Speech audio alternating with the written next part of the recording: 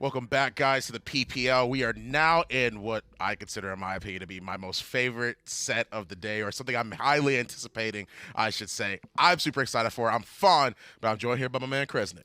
I'm excited for it too, man. It is going to be tough for Yeah. NIP. Navi don't have a lot of pressure, but maybe that'll hurt them back in the end, right? But it is NIP versus Navi. These are the 1 and 2 seed playing in the last week of this phase, and now there's something on the line for these teams, right? The last time they met up in the final week, slightly different matchup than we expected, I would say. I mean, I don't think there was any other situation where I would find out how good Bittner is at Torvald. The answer is he's pretty good, but Bonker's Legs was unfortunately a little bit rusty and fell off there. But still, this is the 1-2 seed. This is them playing for something that really matters. NIP is going to have to play their hearts out if they want to have a chance to contest for the first seed going into HRX. That's 100% true. And I talked a little bit about it, at least like off camera, about how, I mean, I believe if they actually end up doing really well, NIP in this case, I believe they would end up tying things up with Natus Vincere. I believe for first place, they'll be tied up in map differential, in win-loss rate, and I think in a lot of other stuff. They will be tied in every way, and I think it will go to a tiebreaker match if it has to, if it is that close. But to make that happen, they have to win 4-0 versus Navi, this team that has been together longer than, I think, almost any other in the league. The only one contesting them is Envy, and Envy's made changes it made changes more recently than they have, not counting Nino, but the core of Navi has been together for longer. They're such a force in terms of how they play because their style kind of works anywhere. The way that they like to play controlling, you can play that in any meta, more or less. This is one of the ones that could be weaker for them, but they've mastered that dive style too. Because of two things, right? Their ability to stay controlled and move aggressively together, like they can stay as one unit, and the fact that Spunky can survive a lot of these aggressive dives. When you go in, you want to find the support, and Spunky never makes it easy for you. Yeah, and Spunky, the man being humble in his own right. I remember when we were interviewing him, and he was just like, do you know when these stuns are going to hit? He's like, no, I just throw it out. And then it hits. Just throw my stuns. I just throw my stuns. And then it hits. And I'm like, oh, they're dead. Because his team's always there to follow up, right? That's not exactly. me. His team is always there to work off of the stuff that he does, and definitely humble, I would say, from what we said before, in the sense of he's never super pumped for how well his team's going to do. But honestly, that's a good mentality to have. If you don't expect too much, even with a big record before, that means it's not going to hang over your head. It's not going to make you play under this pressure of, oh, well, we're number one and we're always number one. Why did we drop a map? You know, and that can snowball. That can bring you down. But I think Spunky's a big boon for their team in terms of keeping their heads in the right place. I agree with that, too. I mean, he has made so many playmaker players. I guess that's sort of redundant, but he's made a lot of playmaker plays in the sense that he's opened up the door for his team in a variety of ways on a support, not just through healing, but like you said, they've mastered the dive composition too. I mean, even he will go in and play extremely aggressive, not expecting to get run down by a support. You're just like, oh, I'm dead. I just died to Fury. I just died to Maldamba. And they are just extremely strong at that. But NIP on the flip side, they're good at that too. They can do the same thing. Their aggression is well known. Their aggression is what got them where they are today. Yeah. And it's going to have to be perfect today if they want to make this game work. If they want to make this work, if they want to take that first seed. And honestly, it's so hard to know what seed you want, right? Because who knows where every team is going to be placed coming out of this qualifier bracket. Who knows if a console team could be first seed. Exactly. And maybe, oh, I want to play the console team, so I want to be fourth seed because of that. But first and second's all that's up in the air for them. And if they want to stay on the same page, if they want to get this 4-0 victory, they're going to have to perform great, which means they're going to have to listen to Bird. Yeah, I mean, Bird is another support. I like the hat, little Bob Ross hat. But Bird is a great support. Just overall, I mean, he could play as aggressive as Spunky does. I mean, when I mention supports, I think of three people. I think of Bird, I think of Spunky, I think of Vex. I mean, Midtow. Actually, really all of the supports, honestly. When I think supports, I think of maybe 8 supports I was trying to lead into a point, but then I was like, wait, they're all just good. This was so sick. Yeah, this is a fantastic play. This is heads up play, and I think that's big for Bird, right? Yeah. He's also, I think, one of the primary drafters for the team, and NIP's drafting was kind of a very key point for them early in this season. What got them wins, because they were doing something that no other team was doing. Over time, everyone's kind of picked up on the style that they want, and they haven't faulted from it too much because they haven't had to. It's been what works for them. They love this double off-tank play. Now that the meta, I think, is shifting towards that even further with these new characters, with these characters like Io, kind of supplementing that a lot, with Furia having this surge in popularity too. It's definitely a good place for NIP to be, especially now that they're coming back from that slump that's kind of haunted them the entirety of this phase. Right. I mean, you bring in Bees as well. I mean, you just have, like, these guys are firing on all cylinders right now. I mean, like you said, they were in a slump at first. They weren't doing too hot. I'm not going to attribute all their success to Bees, but he's doing a good job too. It's just the fact that they're able to actually fight back, climb their way up from the slump that they were in, and be able to bring out these banger games and prove that, hey, we weren't just #1 seed by fluke. This is the reason why, and stomping out some of these other teams. And they said this in their interview too, that this is the time they want to peak, right? And we're seeing it now. We're seeing their climb. They want to be peaking around HRX. That's when they have to peak, right? That's 2019. It all is coming up to this. This is where they have to be playing their best. They have to adapt to the LAN meta if there is a LAN meta change with these console and minor league teams coming in, how much they can shift it, right? NIP and Na'Vi, these are the teams I'm looking at adapting to that the most. But this is going to be that moment for the masterclass, right? How much have they mastered the meta that has been shaped slowly over this PPL season as these patches have been going on? This is the patch. Whatever changes come, they have to show how well they've mastered it if NIP want to steal this first seed away. Yeah, it is literally a matter of, I guess it's a matter of perspective. I mean, like, once again, if they end up 4-0ing Natus Vincere, you have a tie. But at the same time, they're going to have to fight for that tiebreaker. But still, that doesn't mean that everyone's not going to throw out their best foot forward. I mean, this is an important matchup for him. Even still, I mean, this is the fight for first seed. And not only that, but this is a fight between two Titans that is going to come to a head eventually. I mean, I'm really excited to see what these players have in store for sure. Honestly, my only concern for today is what happens if Na'Vi take a map. Right. Do we see Bonker Lex? Do we see Tenor Torvald? Do we see Quint DPS again? Because at that point, it's locked. There is no way, because of the maps that SSG took from NIP yesterday, it is locked if Na'Vi win a single map. So NIP have to play perfectly, and map 1 is going to be such a, I think, determining factor for the tone of this, right? If it's really close and NIP maybe barely squeak it out, that means that NIP have to keep that up. Or if Na'Vi play even slightly better, then the chances are just done for NIP. Right, exactly. I mean, Natus Vincere have to bring their A game to be able to fight back against NIP, because it's not going to be easy to try and fight back against them. On top of that, it's not going to be easy for NIP to even manage to catch this 4-0 if they can actually manage to do it. I mean, game 1 has plenty of stuff in store for it. But once again, it's a matter of if they can continue this fight, continue climbing.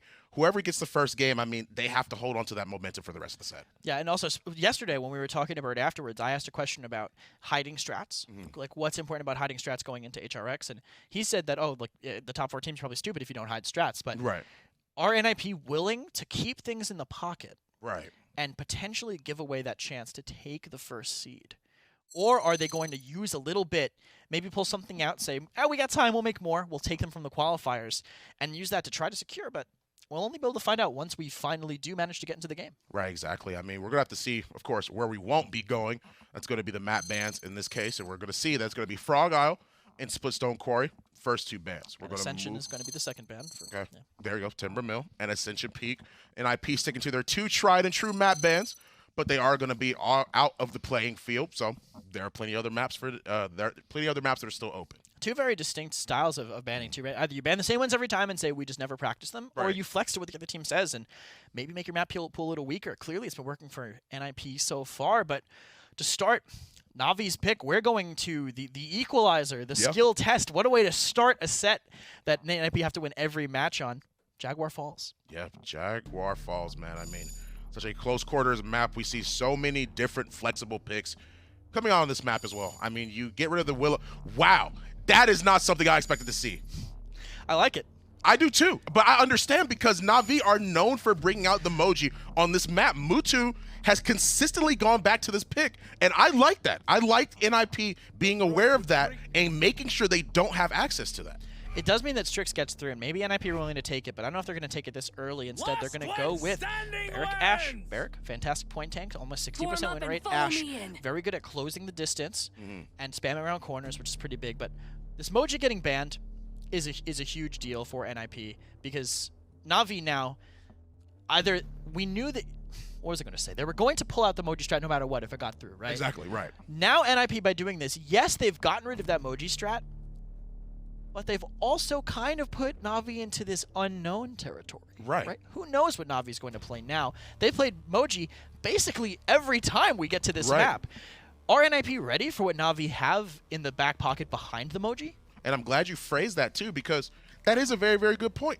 Literally, what else do they have in store? And you brought up the point of, are the top 4 seeds, will they be able to like bring out, are they going to keep these pocket picks? Are they going to keep what they have in mind, just a little bit in the back pocket to bring out during these quarterfinals or during these qualifiers? Is that what they're going to go for? Are they still going to stick to the tried and true? Khan, Cassie, Furia are what they're going to go for the at least the first 3 picks on Navi's side. Cassie Furia is a pretty good addition, I think. Cassie's so good against the Ashe. So much health on her means big game shreds even further. And Furia, of course. Pyro strikes through the walls to get those blind stuns. Inflame is such a good ultimate at burning anything. But Genos Pip coming back from NIP. Diggy's dancing, and I would be too after a draft like that. I'm feeling it too, man. Right. Getting Pip for tenor is so impactful right now. Especially since that Moji that Na'Vi are going to rely on just is not going to be there. Yeah, I mean, you got Barrick, Ashe, Genos, Pip. These are looking like pretty comfortable, at least a pretty comfortable draft to me on NIP's side. I mean, I can't believe, well, I can't say I can't believe. I wouldn't believe that they're complaining at all. I mean, we just saw Diggy dancing, like you said. I would be dancing too if I were able to actually get and lock in those characters. Khan, Cassie, Furia, Maeve, and potentially Anara as the last pick for Natus Vincere. But I mean, that's really one of the only point takes open unless they want to try and bring something else out, which they won't. Here. It'll be the Anara for sure. And this is standard Na'Vi. No surprises really coming out, and that kind of goes with what NIP were saying, right, about hiding strategies, keeping it locked down in the pocket. Cassie, Maeve, it's a good DPS combo. Is it enough to beat what NIP are going to bring? Still have to see what their final pick's going to be. This is definitely the Alex pick. We know that that's going to be tenor on the pip, so this could be anything. This could be a Vivian if you want to have that strong backline to deal with the Anara Khan, just keep that damage up and force the Fury to spread heals a little bit further. Could be a flanker. Could be that Eevee if you just want to harass the Furia all game. Still a lot of options potentially open for them.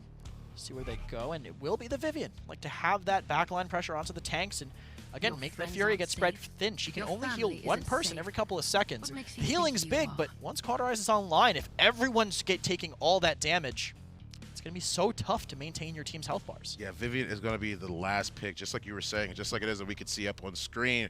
That's going to be what NIP have already for them, fully locked in. Whose draft do you like more, though, Chris Nick? I got to say, I find it so hard to side against NIP when they have Pip and Genos. It's a really lethal combo, and damage boost plus all that sustain. It's, I think, exactly what NIP want to start the set right. Yeah, I completely agree with that. I mean, here it is, guys. Game 1, the Clash of the Titans already. This is going to be a banger for sure. So let's throw it down to the casters and not waste any more time. That's right, and what a way to end the split for both of these teams. A 1 versus 2 matchup. Could flip, in theory, after this game. If NIP are able to find a 4-0, they'll force all of these tiebreakers, and then we'll go to a decider set after that. But only in the case of a 4-0, they could win 4-1. Even then, they'd be down in second seed. If nothing else, this is going to be the last time we see both of these teams this split before the quarterfinals. So maybe some temperature checks to be had. Depends on a lot of things, man. Obviously, NIP probably like that first seed. But I think there's a balance there of they're not going to pull out any pocket strategies or things like that they've been working on. Bird's been very clear about his position and how he feels about revealing anything more than he needs to for this team that is already locked into a pretty damn high seed at the World Championship. Dave, I want to talk just real quick about how, Jaguar Falls and NIP, it's evolved a little bit, right? Pip has been so critical for them, and playing in this trio of Diggy Dog, Tenor, and Alex together, that's what made it so special. But now today, just seeing where Tenor's positioning immediately, I'm already questioning. It's like he's chosen a different play style. He's not running around with Diggy and Alex anymore. He's really playing more safe. closer to Bird. He's hanging back with that Genos. Na'Vi are privy to that. They're going to turn back. Ninu lazy. On maybe a pinch. Mutu's able to drop some daggers from up above. Ninu gets the kill onto Bird. Very quiet start to this game. Just one pick here and there across the map. Digidog last to get staggered out. Yeah, this is a mess. Natus Vincere just kind of slowly choke out that NIP mid-fight. I mean, Digidog instantly gets picked and split, and then the rest of NIP, the 4 remaining members, get split 2-2 across the map from each other. I don't know what's going on, man. This is a messy, messy start. Again, 4-0 is the name of the game here, Dave. A single map drop is going to eliminate the chances of NIP taking the first seed. Na'Vi are off to a great start in Flame, maybe just to cap it off. They might not have needed it. Lazy and Phoenix both grab a kill for themselves. Point number 1 over to Na'Vi. Slash lines if we could. I don't think NIP grabbed a single kill. I don't think so. Maybe one to start off this round. Everyone is on a streak, at least for Na'Vi. Over for everyone on NIP. It was kind of a surreal start in a weird way. It just seemed very disjointed for what we expect from NIP. It used to be such a, and maybe they're just trying not to abide by the formula, but it used to be so formulaic. Tenor, Alex, Diggy, they go through the statue side of the map, kind of where Tenor's left is right now. And they just push down somebody in the backline together. Early game, nobody can slow down the Pip. Maybe it's a product of the Moxie nerfs, but I think at least early game, that shouldn't be as much of a factor. It's just a very big deviation from what we'd seen in the past be so successful. And rarely can I say this map, these champions, and so far as to say this style is what they do here, where it's just the same thing every time. But it is not working today for NIP. This is absolutely methodical. A great seismic crash from Lazy. Locks up Digidog and Alex. The follow-up is immediately there from Na'Vi. And they push it in to go up 2-0. Still no kills. 0 kills on the board for NIP through the first 2 points in this game. In all things considered, as great a start as it was for Na'Vi, now you get to go back to base. You got a big credit bump. 1 extra item maybe. Good start. Wall. Poor Bonker. Goodness gracious. Wow. Got pop-tarted up by the wall and then disengaged off the map. Rough engagement there for sure for the Ninjas in Pyjamas. Point tank. Not a single kill in that round. Yeah. Goose eggs across the board, my guys. Lots of damage for Alex, but nothing turning into anything. Far behind in the item economy here. You can see most players 200 to 300 credits off of their tier 2 offensive items. Right. This is probably the most critical point and the most snowball-y game of Paladins ever really gets. I think the jump from a tier 1 red card to a tier 2 red card is such a big deal in terms of cauterize and how fast you're blasting things with Wrecker. 2 to 3 is nice, but 1 to 2 is where you really start to feel that impact, and this is the 3 minutes that you have that huge advantage over your team, and what often leads to that 4-0 snowball. Yeah, it's kind of a balance where the team that's very far down, doesn't have those tier 2 items yet, will have fast cap, but you got to be able to get the kills to start off. You need to be able to control that point, and that's something Na'Vi do very, very well. To kind of go back to that first mid, I mean, even the push, or even the defense really felt disjointed there from NIP. I don't know if maybe they're just kind of trying to switch things up, maybe look at different strategies, but, you know, the mid fight was one thing, but then couldn't get anything on the defense either. I mean, let's look back to that replay of Lazy walling off Bonker. That's the key moment there where Lazy officially splits Ninjas in Pyjamas in half. The 4 remaining members of that team, half are on one side of the map, the other half are on the other, and they do a good job quarantining off Ninjas in Pyjamas, never allowing them to get back to full strength. Well, first kill of the game finally for NIP. 5 minutes in, Bird gets a kill onto Mutu. Hey, look at this. That Mave, so important in that first mid fight. Finally, roundabout flank here for NIP. Alex grabs the kill onto Spunky. Midnight now as Mutu respawns back into this game. Ultimate's maybe starting to fly. Mutu pushed back just a little bit. It's Tenor, it's Diggy, it's Alex on the Jag side of the map. Get the damn job done. That's the formula that has been working for them. Assert dominance from Digidog. This fight is not over yet. That's a good evil mojo. Alex is able to follow up on it. Spunky a bit caught out here. Has to pull all the way back. 78% now on the point for NIP. They're going to have fast cap for them. need to get in for Na'Vi. Not sure any of the tanks are going to have the mobility. They are not. A dash in the backside from Mutu. Was just out of time, and NIP after a killless 2 points grab themselves a mid-fight, get some momentum on their side. Luminary Catalyst Pip swinging for nearly 1,000 damage when both of his damage bonuses are leveraged. Just barely gets out of the way of the Fire Strike there. Puts some pressure on the Lazy, and they get the job done. Mutu, probably the best Mave in the world, in my opinion. Such a mechanical beast of a player. Yep, has really kind of turned that character into his style. Normally so flowy, right? You know, every fight looks a little bit different. He gets in there, and he boom, boom, boom. He moves through his checklist of cooldowns. Everyone used precisely. Looks like exactly what he wants. Ends up falling there to the pressure. Tenor and the boys starting to snowball here. They're not out of the game yet. Until Resilience comes online, this Ninjas in Pyjamas composition is going to be real potent.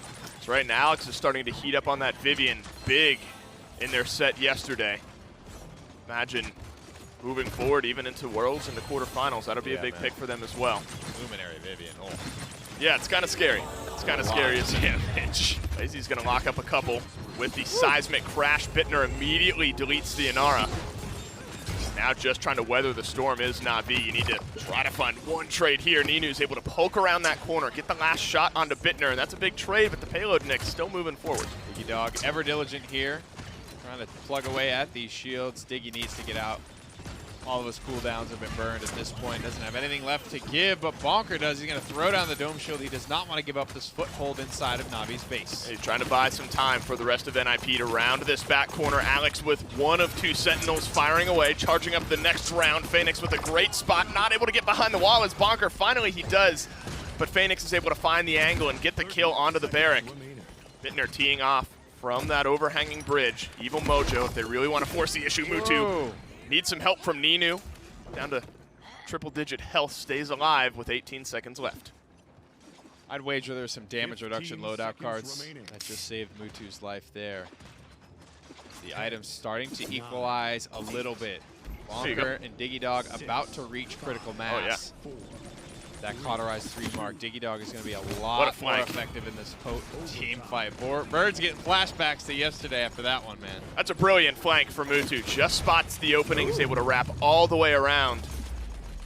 And what a play to use that mobility with the Mave. I mean, it's one thing, the buzzword surrounding Mave and Eevee is kind of mobile, flank, all that, but just kind of the fluidity, the lanes that Mutu can kind of see in some of these fights. Just get in behind Bird, sees a slight opening, takes the advantage, and getting rid of that Genos at the very start of the fight helps by Na'Vi, point number 3. I mean, the chance for NIP to grab first seed could be over 8.5 minutes into this set if Na'Vi are able to grab one more point. Caught 3 here for just Tenor. Just a little bit behind the ball.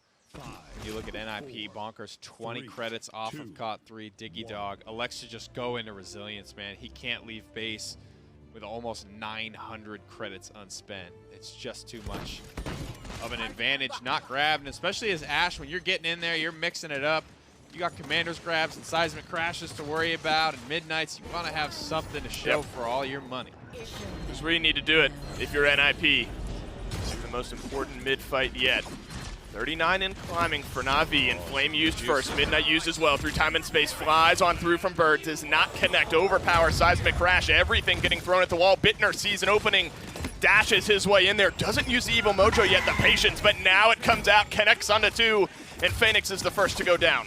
Oh, but his support's been assassinated here. Has the heal. Doesn't have a lot of ammo. Misses the one critical shot. Has to go for the reload here. This might be Mutu's opportunity around the corner. Alex is there to help. And he cleans up the kill to help out Bittner, and Bittner finds a kill on Ninu as well. Now they have 54% in climbing. Fast cap still enabled for them. Bittner pushed back by Lazy here. You're not doing a lot of damage to that Inara.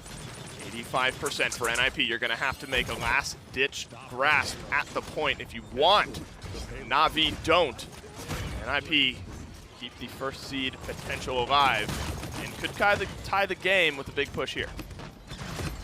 And this is why there's a lot of uncertainty in this league, but coming into today, I was pretty damn certain Na'Vi are going to get a map. If map 1 is already this way, Na'Vi are going to trip and puke their way on accident into a win. You'll fall at some backwards point into a in win. this set. I think the chances of NIP making it out of this one 4-0 are pretty damn slim. I think that's a realistic expectation for them, too. I don't know what they were hoping to achieve yesterday. I think if they really wanted that first seed, they would have went balls to the wall yesterday against SSG to get that 4-0. I don't know what happened really in game one. You know, it was fun, in my opinion, to watch. Right. Stone Keep, that was taken good old-fashioned Paladin style by SSG, but having to put yourself in a situation, if you really wanted it, the 4-0 Na'Vi for your first seed, it's just unlikely. It's not playing the odds at that point.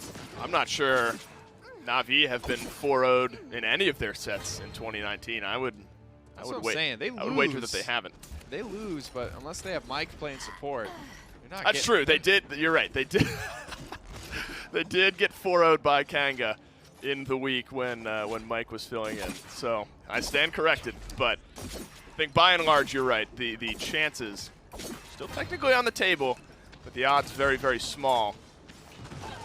But you don't really know who you're going up against. First, second seed may not matter depending on upsets in that qualifier tournament as well. That's another thing, yeah. You're just hoping that. What value does seeding really have when 6 teams could potentially win on any given day? Agreed. So something to keep in mind here, especially for Virtus Pro, who would have needed to sweat it out if they wanted to get that win over Kanga, right? You got to expend your energy where it makes the most sense. Nothing else. I hope for a 4-0 just because we get a rematch of these two teams for a tiebreaker, but plenty of ground to cover there. Bonker has a dome shield, and he's maybe in a good spot to use it to try to tie up this game, but then you're going to be missing it on the next mid-fight, so maybe you play patiently here. Phoenix battle shouts to gain some health. Lazy seismic crash rounding around a couple. Bonker finds the first kill onto Phoenix as well. Diggy Dog grabs another. Everyone from Natus Vincere falling. Lazy back in behind his wall just to stay alive. Too many targets in too many directions. They hold on to all of their ultimates. But we're going to a 0.7. It's the scary thing about this Vivian, man. With Luminary and Opportunity and Chaos, she gets 3 seconds uninterrupted. I mean, you saw Phoenix's shield. Yeah. Just getting Swiss cheese. It's so difficult to play against at this stage. I don't know what to do. Alex has been hanging in there on the damage charts while going killless. That's how much damage this build does. He's getting stomped out of the building in the first 5 minutes of this game, and he's still damn near top damage in the game. 92,000 for the Vivian. One final mid-fight to determine map 1 between your number 1 and number 2 seeds. Resilience for NIP starting to swing on through. Same with Natus Vincere. Only 1 per side without.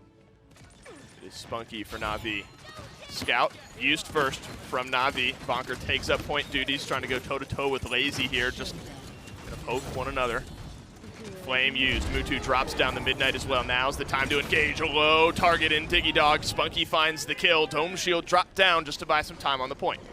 My goodness gracious, this is going to be down to the wire, I feel. Evil Mojo comes out from they don't get it, but he goes down so quick he can't capitalize. And Lazy drops down the seismic crash as well just to lock up a couple. Ninu, brilliant maneuverability on that Cassie. Dodge rolls out of the way, gets the kill onto Bonker. Now is going to get aggressive. Natus Vincere run away with the fight. Still in assert dominance, still through time and space, but you're saving that overpower to get that Ashe. That's the combo, man, there. That's the 1-2 punch. You have to imagine Phoenix is waiting for that assert dominance. He might even look to grab it out of the air at this point because there's not going to be another fight if NIP can't get there and get there now. 93% for them. Void Grip up for Bird. Alex gets the kill onto Phoenix. Now he's free and clear to use the assert dominance through time and space. No go. NIP fighting from behind, though. Plenty of time for Natus Vincere to get back in and re-engage. You're going to have your second inflame of the fight here in just a moment, as NIP are eclipsing 60% now on that point. Inflame burning away. Ninu looking to get aggressive now. Dodge rolls in. Low health targets everywhere. Ninu hits the shots. Alex goes down first. You're missing your Vivian. Ooh. Barrick makes his way back into the map, but is it going to be enough? Overtime is starting to fall here. NIP have to get in. They have to get a touch. Bird goes down. Bittner melted as well. Bonker the last to fall, and Na'Vi are going to lock up first seed with a win in game number 1. Kind of funny to get that excited for game number 1, but the smiles crack for Mutu. That's a big map there for them. Now, this set might get a little bit more interesting. Yep. with the pressure off for NiP to grab that first seed, do they change things up? Obviously not wanting to reveal any pocket strats or anything like that, but testing out the water on some new things. That was a great fight there from Na'Vi. Again, Lazy being able to disengage, go back in and with that second inflame, like you mentioned. Fury is so impactful in those extended team fights because she's getting that ultimate really, really quickly. I mean, even though they lose, I have to tip my hat to NIP at the abysmal start on Jaguar Falls. Turn it around, push it to 7. Not enough to get the win, but enough to get a commendation from Dave here in game number 1. Let's see if they bounce back right after this break.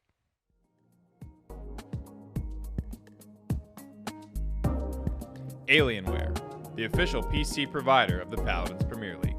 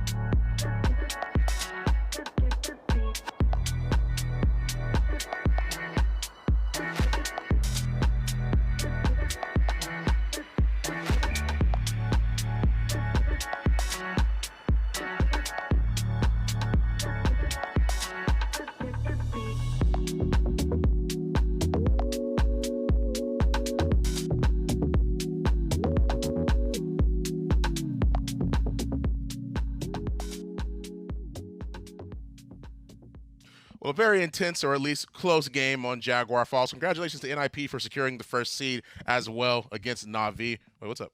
What? What's up? Oh, you said congratulations to NIP.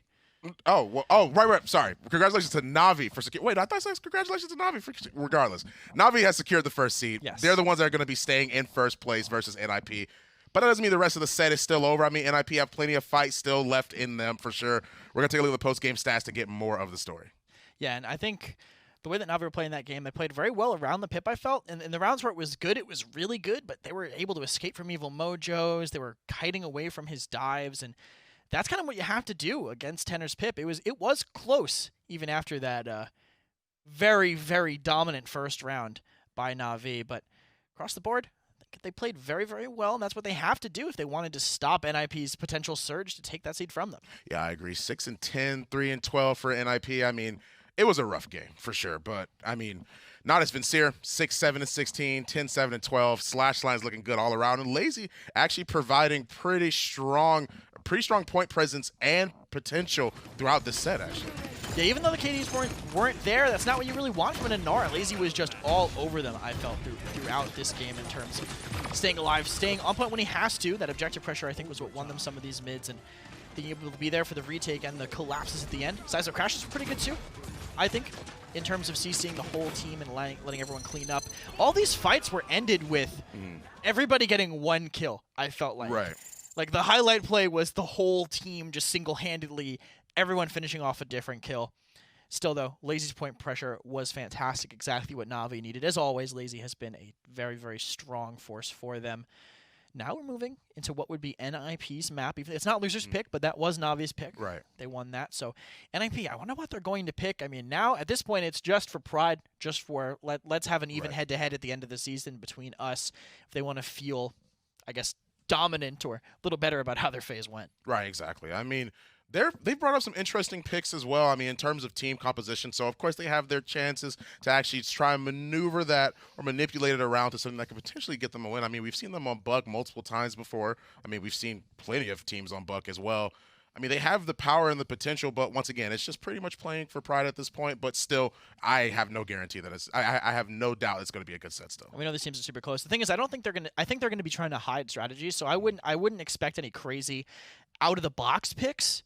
but we're either going to see something standard or they're going to just kind of get experimental a little bit. You know, maybe something that maybe this will work. Try it on the stage. If it works, then something you can have in your pocket for going forward. Or otherwise, you just keep it standard. Play whoever wins. Either way, the focus is on HRX in a couple weeks. Right, exactly. I mean, and considering the fact they've already qualified, I mean, they definitely have to look at quarterfinals. They got a little bit of like a 2-week break, so they have plenty of time to be able to try and mesh some things out, come up with some new strategies, and be able to actually prove or at least do that. And they could definitely do it in this game now. I mean, like, they have plenty of time to be able to consider and really think out what their draft might want to be coming into this next map and just try and find the avenues of success that they might need to get. They also could just go to weird maps. True. That's totally an option for them, right? They just go to some wacky stuff. Might as well. No real downside to it. Get some practice on those and go back to Bazaar, get some more time on that. I loved the buck on Bazaar yesterday. Yeah. Specifically because of how they played it. The jumping and accuracy really doesn't affect the shotgun quite as much. So he was literally just hitting people for full damage at medium range with a shotgun while jumping. That's not a luxury that a lot of other characters really get, especially hit scan ones. Right. They abused that really well, and I found it interesting. I want to see them go back to that map too, because I just love watching that map in general. Well, I mean, you either get your wish or you don't. We can see that when we see the map pick and see where we're going to be going. It's going to be Bazaar this time around. Heck yeah. Definitely happy for that one. That was a shot absolutely in the dark, and it landed on a dartboard. My dart missed, but there was a dartboard on the floor, and that was bizarre somehow. We'll have to see what NIP decide to do, if they decide to go back to the strategy they showed yesterday to try to not show anything else, or if they go out of the box. Strix ban so far, not super outside the box, but plenty of picks and bans to go to find out exactly what they want to do. Strix and Atlas already off of the board. First two bans coming out very, very quickly. And man, oh man, Bazaar. I mean, I love this map. We see so many sick plays, so many awesome point fights. This is a great map. I just love it so much. Strix, Willow, Atlas once again, Na'Vi. Yeah, they're going to end up getting rid of that other power front line. So they've gotten those off of the board. First pick on NIP side is going to be Barrett. Very good on this map, able to trade damage from the point back up to the high ground. Exactly the advantage you pick Barrack for. Con Cassie, the response pick from Na'Vi. Con overpowered. Doesn't have anywhere to insta-kill you on this map, but just pulling you that far into position is always going to be impactful. And Cassie, I mean, look at 5-stack in North America PML, right? They're just first picking Cassie over literally everything. So clearly the impact has to be something that Na'Vi want to rely on. NIP picking up the same tank line as last time. Ashe and also Furia. So same draft, I think, so far entirely, but see how different it ends up going on Bazaar. I mean, we've talked about the aggression it is that NIP can bring out. Same thing for Na'Vi. They have that dive. They have that dive presence as well. I mean, you got the Con Cassie, but NIP already locking in that Furia. Now, that is something we typically see Bird try and go on to. The Furia is at least a sort of, I'm not going to say a standard pick, but it is picked often on NIP's side to try and complement their playstyle. You got Barrack at, okay. They're going to do it. They're actually going to do it. If they lock it in. If they lock it in, this is the play. They're doing this. It's for the stat lines, right? They're doing it. The only champion that has not been picked throughout this Give Talus his first pick, boys. We'll have to see if it happens. Oh, come on, Listen, man. there's another pick left. Okay. It could still happen. Okay. I'm assuming that wasn't a troll hover by production to get us excited. I know they want it as much as we do. Okay. So there's no way that they would do that. Nano coming in for them. Better than Inara with Genos in a lot of ways of pushing. See how NIP want to respond. Both DPS picks still up. Lots still on the board. They could go for Drogoz is still out there. They could take a flanker, Maven, Eevee, both still up. So NIP have a lot to think about, and hopefully for their sake, they have plenty of bank time left to figure it out. I mean, they're going to have to we're going to have to see definitely what they're going to try and close out their draft with. Of course, they have two pretty flexible DPS picks. They still have plenty of time to be able to mold that over. Consider, what do you see being picked in Na'Vi's comp? There's so many options, honestly. Right. Talent? No. They could pull out something like a Maeve. I think would be really good. It would get kind of countered by the scout, but just holding on to the Midnight means that they have to hold on to their scout for it. So you deny that ability to see where you're going at the start of the mid, and then you can play way more aggressively. And that we know that's what NIP want to do. So I think Maeve would be a safe pick there. Otherwise, I guess Victor. Yep, I guess. There's a couple things there's a couple things they could do. Leon is still out, of course. They could still also have gone. They could still go Victor like they did in the end. Bomb King is all right.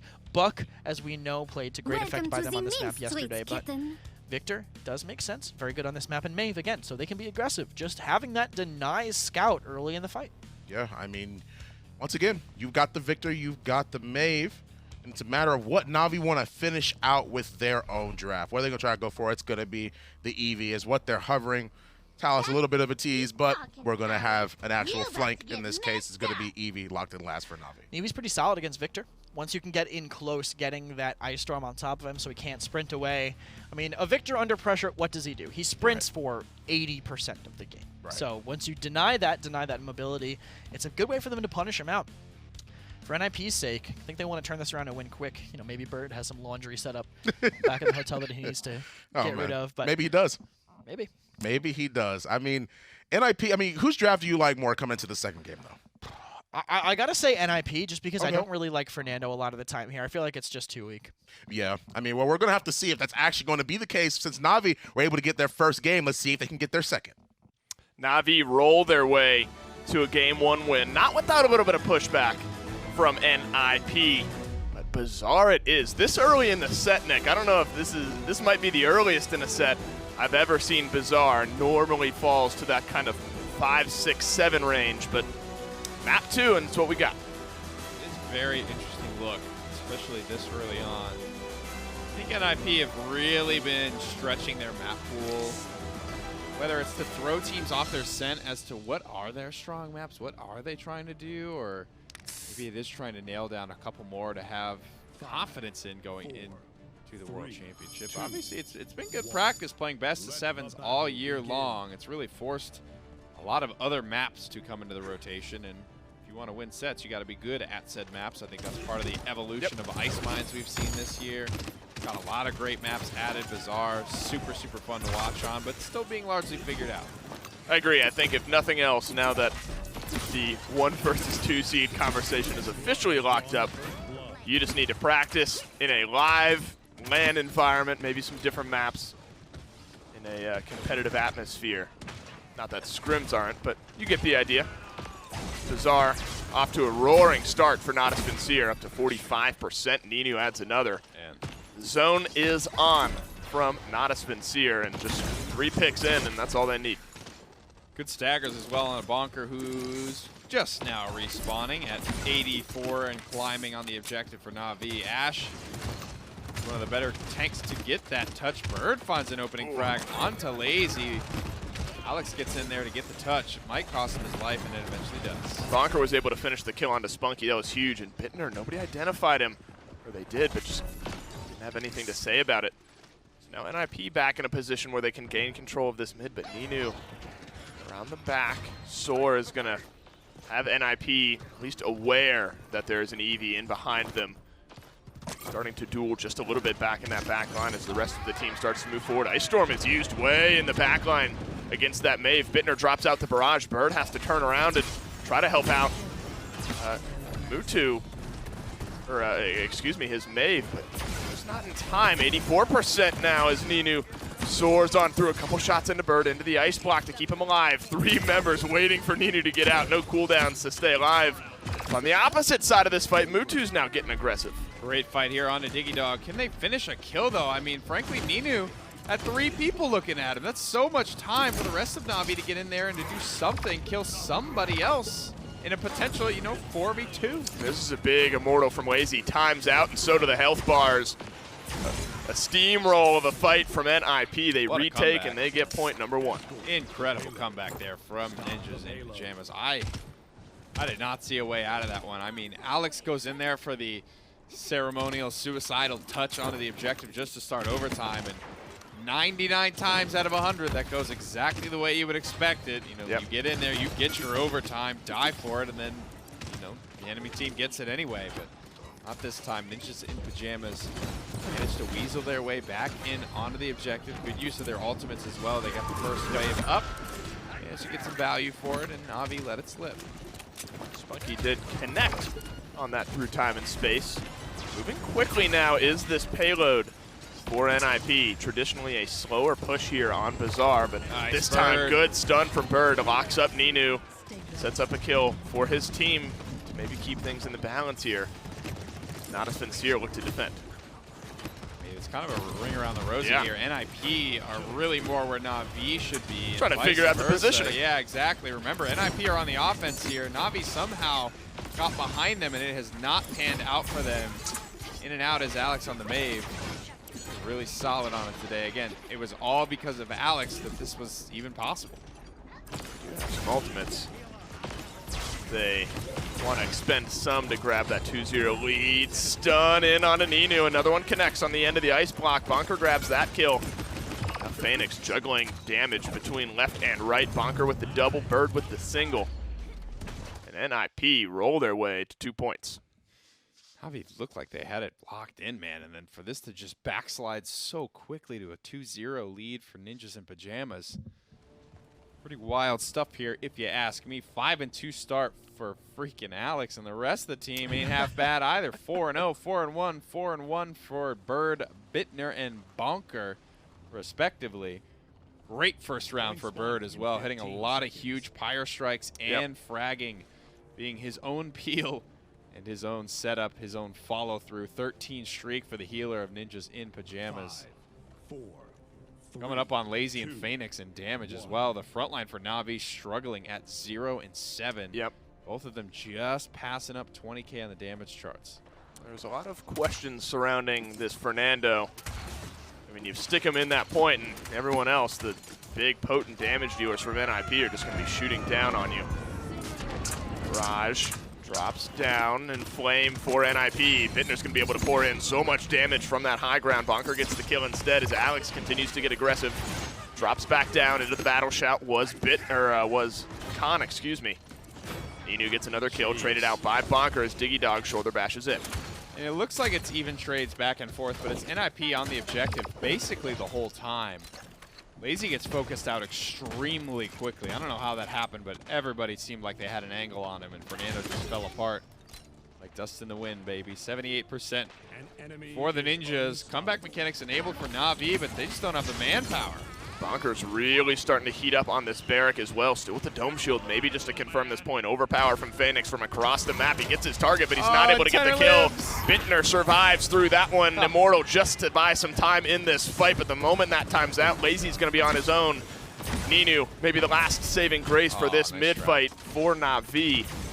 He's still hanging around off to the sides here, but overtime expires, and point number 3 goes up on the board. Diggy Dog wears him down, and now moving off to get this momentum going here for what could be the 4-0 answer for Ninjas in Pyjamas to tie the set up. Again, Bazaar, newest map of the game. Nobody's really their seal of approval, their stamp of approval on it as their map.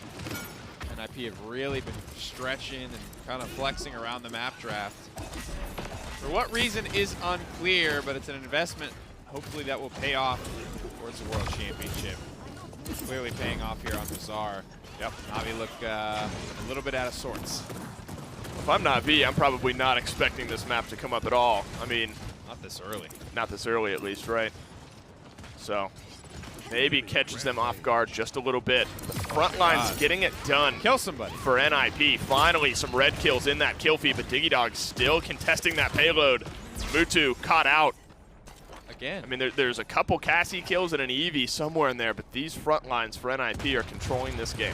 Bonker gets it as close as possible, recognizes this is I don't have a support, I don't have any damage dealers with me. This is an unwinnable scenario. But I mean, look at the payload at the moment. Minute 13 on the clock.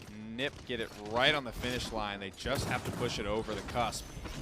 They have a lot of ultimates to do it. I think once they get this assert dominance, they're probably going if they even wait that long. The Inflame is going to push them forward. Spunky into the back line is going to try to keep Na'Vi in it, but that's a deep assert dominance as well. Bittner with a bit of a flank is going to catch some damage onto Phoenix. Big double kill for the victor, and that's all NIP need. 4-0 on Bazaar, and they tie up this set. Again, this is, you know, not for the seeding anymore. It's just, I think, getting those reps in the gym. Yep. This is your final chance to make the impression, right? Not only to, I think, the viewers, the rest of the league, the other teams, but most importantly, I think to yourself, right? You don't want to kind of leave this league. Right, you want to as a stumble qualified in, team, you're not playing again until that Saturday after the placement event. So a lot of stuff to kind of button up here if you're NIP, if you're Na'Vi. You want to feel good about your chances and feel Right. good about everything you've been working on that culminated to this moment. You don't want to stumble through the finish line here. You want to end on a high note. NIP, after a tough Jaguar falls, they fight back in game 1, but about as convincing as it gets on Bazaar. And don't see many 4-0s on that map, but you just saw one. It's all tied up at 1 here. Tiebreaker in just a minute.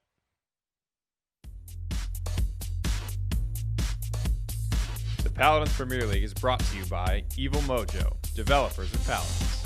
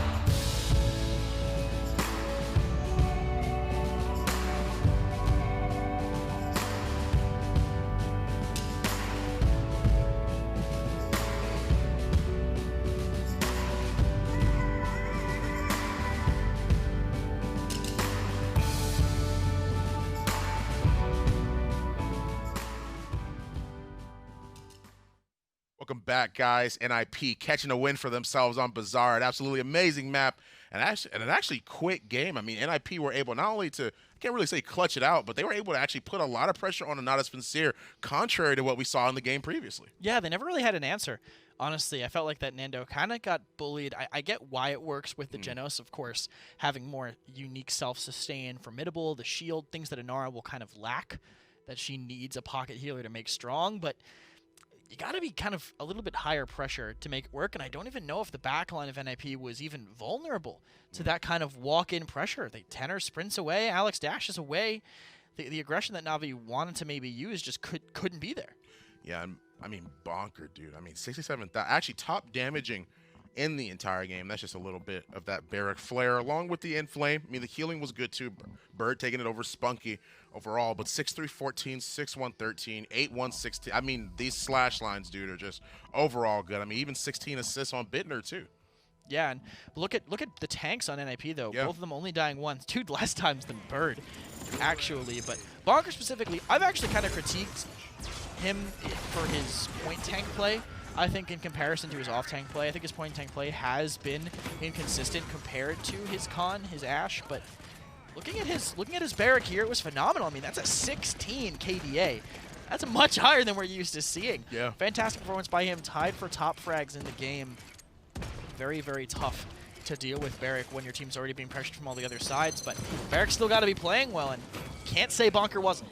Yeah, definitely can. I mean, only dying once, I mean, that is a dream, especially for a frontliner. Same thing for Ashe, too. Of course, shout-outs to her for also only dying once. That is not necessarily, I would say, an Ashe game, but it's definitely one of her better games. Yeah, I mean, Ashe, normally we see a 10 or a 5 and 15 KDA, and we're like, oh, just Ashe things.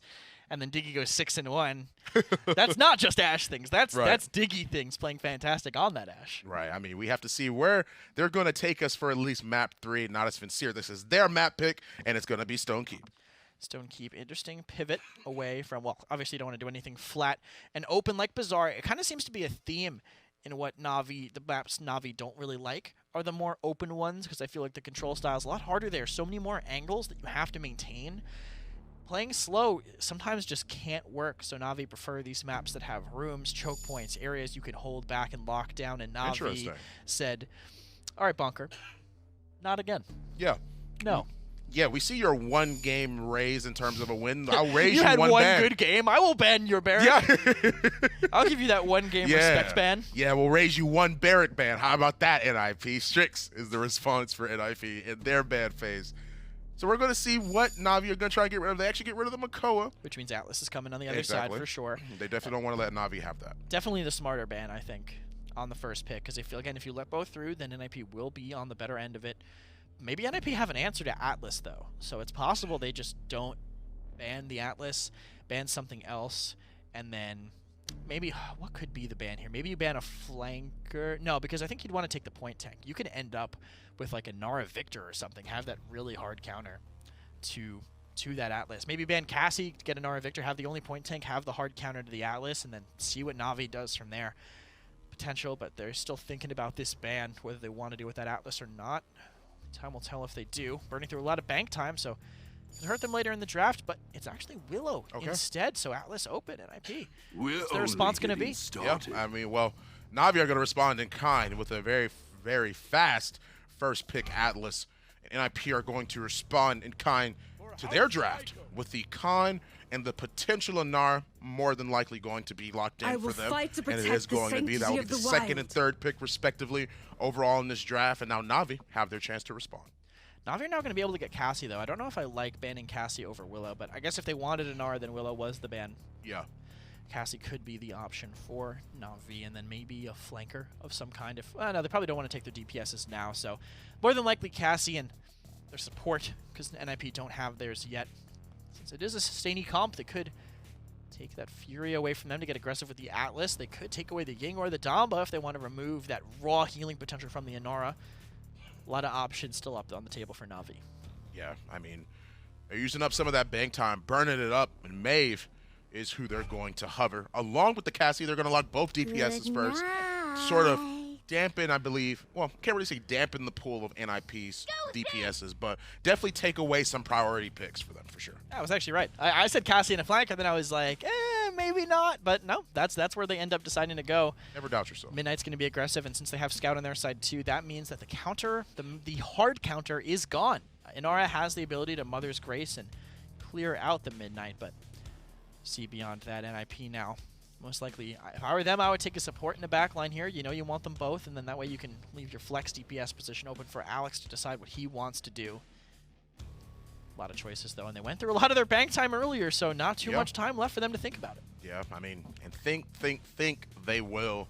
I mean, I could personally see what exactly is going on overall, and it's going to be the Ying, actually. They're going to have that sustainability.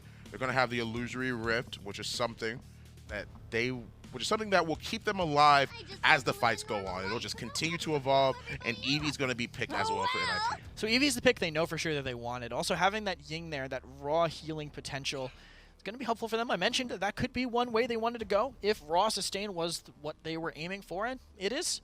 Ying is going to be great for that. Also, great for healing. That burst 800 heal at range is so good paired with Eevee. Eevee goes into that ice block, immediately pop her back up for about basically half of her HP with how low her health pool is. So great flexibility there. Some options they have. Na'Vi now, probably one tank, one support, potentially for them. My guess would be Ashe. From what's remaining, Ashe could be an option. It could also be Nando if they want to go down that road again. If they don't think that was the problem, they could do a Nando Genos, same kind of style of what they had last map, except on a better map for it for sure, and that is what they're going to do. Yeah. Immortal now, since this map is a little more condensed, Immortal's going to be significantly stronger. Have to see how well they can kind of make use of it. It's going to have to come out before that overpower connects on him, though, that's for sure. Yeah, that's for sure. And IP, last pick, potentially. And of course, they're just using up their time, taking their at least draft into consideration before they might want to try to lock something in. Victor is being hovered. Question is, will it be picked? More than likely, yes, that is going to be the answer. Not only to be able to counter out that Atlas, but also be able to burn that shield on Nando. I mean, he has a lot of damage, too. Yeah, Victor. I called Victor really early, but they think the Inara was higher priority. And I get that. I wasn't even actually thinking about Khan. I didn't think Na'Vi would want to go Atlas Khan, but ended up this way in the end. So Victor, they did still get it. They have that counter. Victor's also pretty solid against the Cassie, against the Maeve. Pretty good against the Nando, too, as long as the shield's not up. If the Nando shield is up, he can actually just backpedal and block every shell in the barrage. So there is some counter potential there, but to see how NIP can execute it, they have a pretty solid inside of keep comp, but I don't know. What can Na'Vi do to deal with that? They're going to play outside. I think it's on them to execute. I think it is indeed. Well, here we go, guys. This is game 3. We'll have to see who can break this tie in this game. Big tie-breaking game 3 on the docket. Both teams draft themselves pretty good compositions. Na'Vi snag Atlas, though, for Phoenix. Could be a big difference maker after how we saw NIP's front lines control game 2, setting Phoenix up with something very much in his wheelhouse and something he can do well on. I think a good start for Natus Vincere, but going toe-to-toe with the Khan and Nara. Definitely not all said and done just yet. Got to be a big game for big game Cassie dealing with both the shield from Khan and the big-ass health bar from Inara. All the healing as well. There's going to be so much mitigation on the side of NIP early on between Bonker and Bird. Straight to the point, too. No ifs, ands, or buts about it. They know where their bread is going to be buttered this game. Bird getting poked out just a little bit. An early Atlas flank from Na'Vi puts them all the way around the back. Mutu back on the Maeve. Hits a couple of daggers, hits a couple more, and grabs himself a couple of kills. Battle shout just to keep Diggy Dog alive. Bittner pulls one back. That could prove to be important. But Mutu right back on the Maeve, right back on a tear.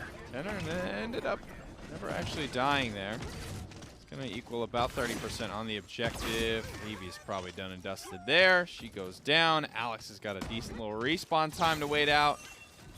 And now NIP just have to think about how they want to get themselves back in. Ninu's hit both big disengages onto Inara as well, keeping her as far from the objective and as vulnerable as possible.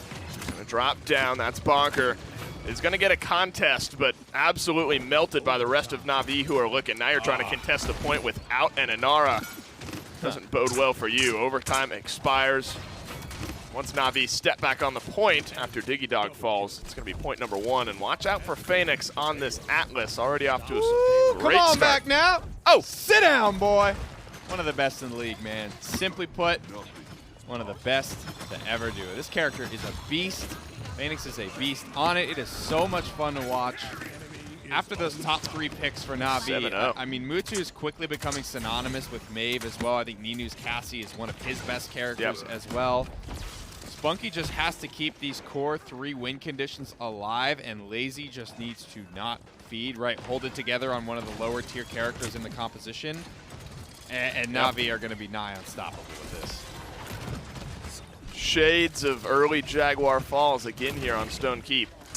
There's only 1 kill for NIP to start off this game. Payload moving forward quickly into this first and potentially final choke point. Ultimate's ready for both teams.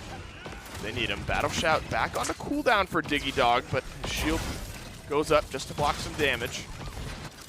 Holding this high control, Mutu looking to rejoin the fight as well. Tense moments, neither team wanting to be the first to lose a member. Yeah, this is Stone Keep. It's probably going to take an ultimate either way, and it's Temporal Divide here from Phoenix. It's like an ultimate, but it's just a base cooldown. Nobody dies. It looks like everybody's just going to return to square one, Dave. Bittner was able to plug away a little bit of damage, but not grab any kills. Spunky with the Void Grip lifts up Bonker just above that wall, and Mutu is able to do enough damage to get the kill. Diggy Dog, though, still alive, still holding that high ground. Under lots of duress, I might add. You got an Atlas and Ninu on a Cassie trying to displace you from up high there. So hats off to Diggy to holding strong, and Natus Vincere pushed back, looking for one more chance with 40 seconds left. Not a huge spend there from Ninjas in Pyjamas. They spend 2 very quick charging ultimates in the Ice Storm and the Barrage. 2 ultimates that on their own as well aren't super potent. They're not really going to get you a ton of value or win you a team fight.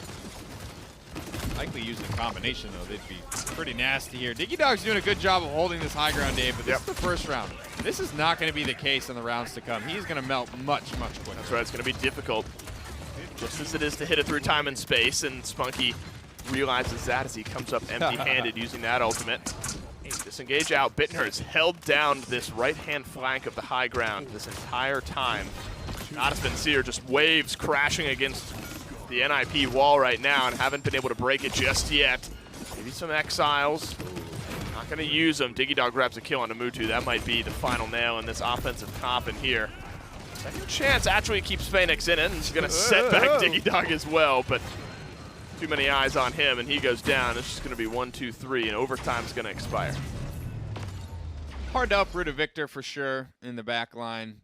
Na'Vi don't commit a lot either, right? Stone Keep is very much that way. Unless you have a composition that severely outranges your opponent, it usually takes an ultimate to kind of crack through to that defense. The spawn door is so close. There's cover aplenty for the defense to hold off of.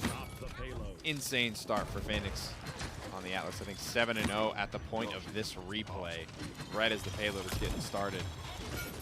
beast mode activated for sure. Na'Vi have a lot of resources left in the tank as well to use with in this round. Yep. Ninu is 0-2, but he's top damage. I don't want to understate his value or undersell that at all. He's part of the reason Bonker is 0-4 right now.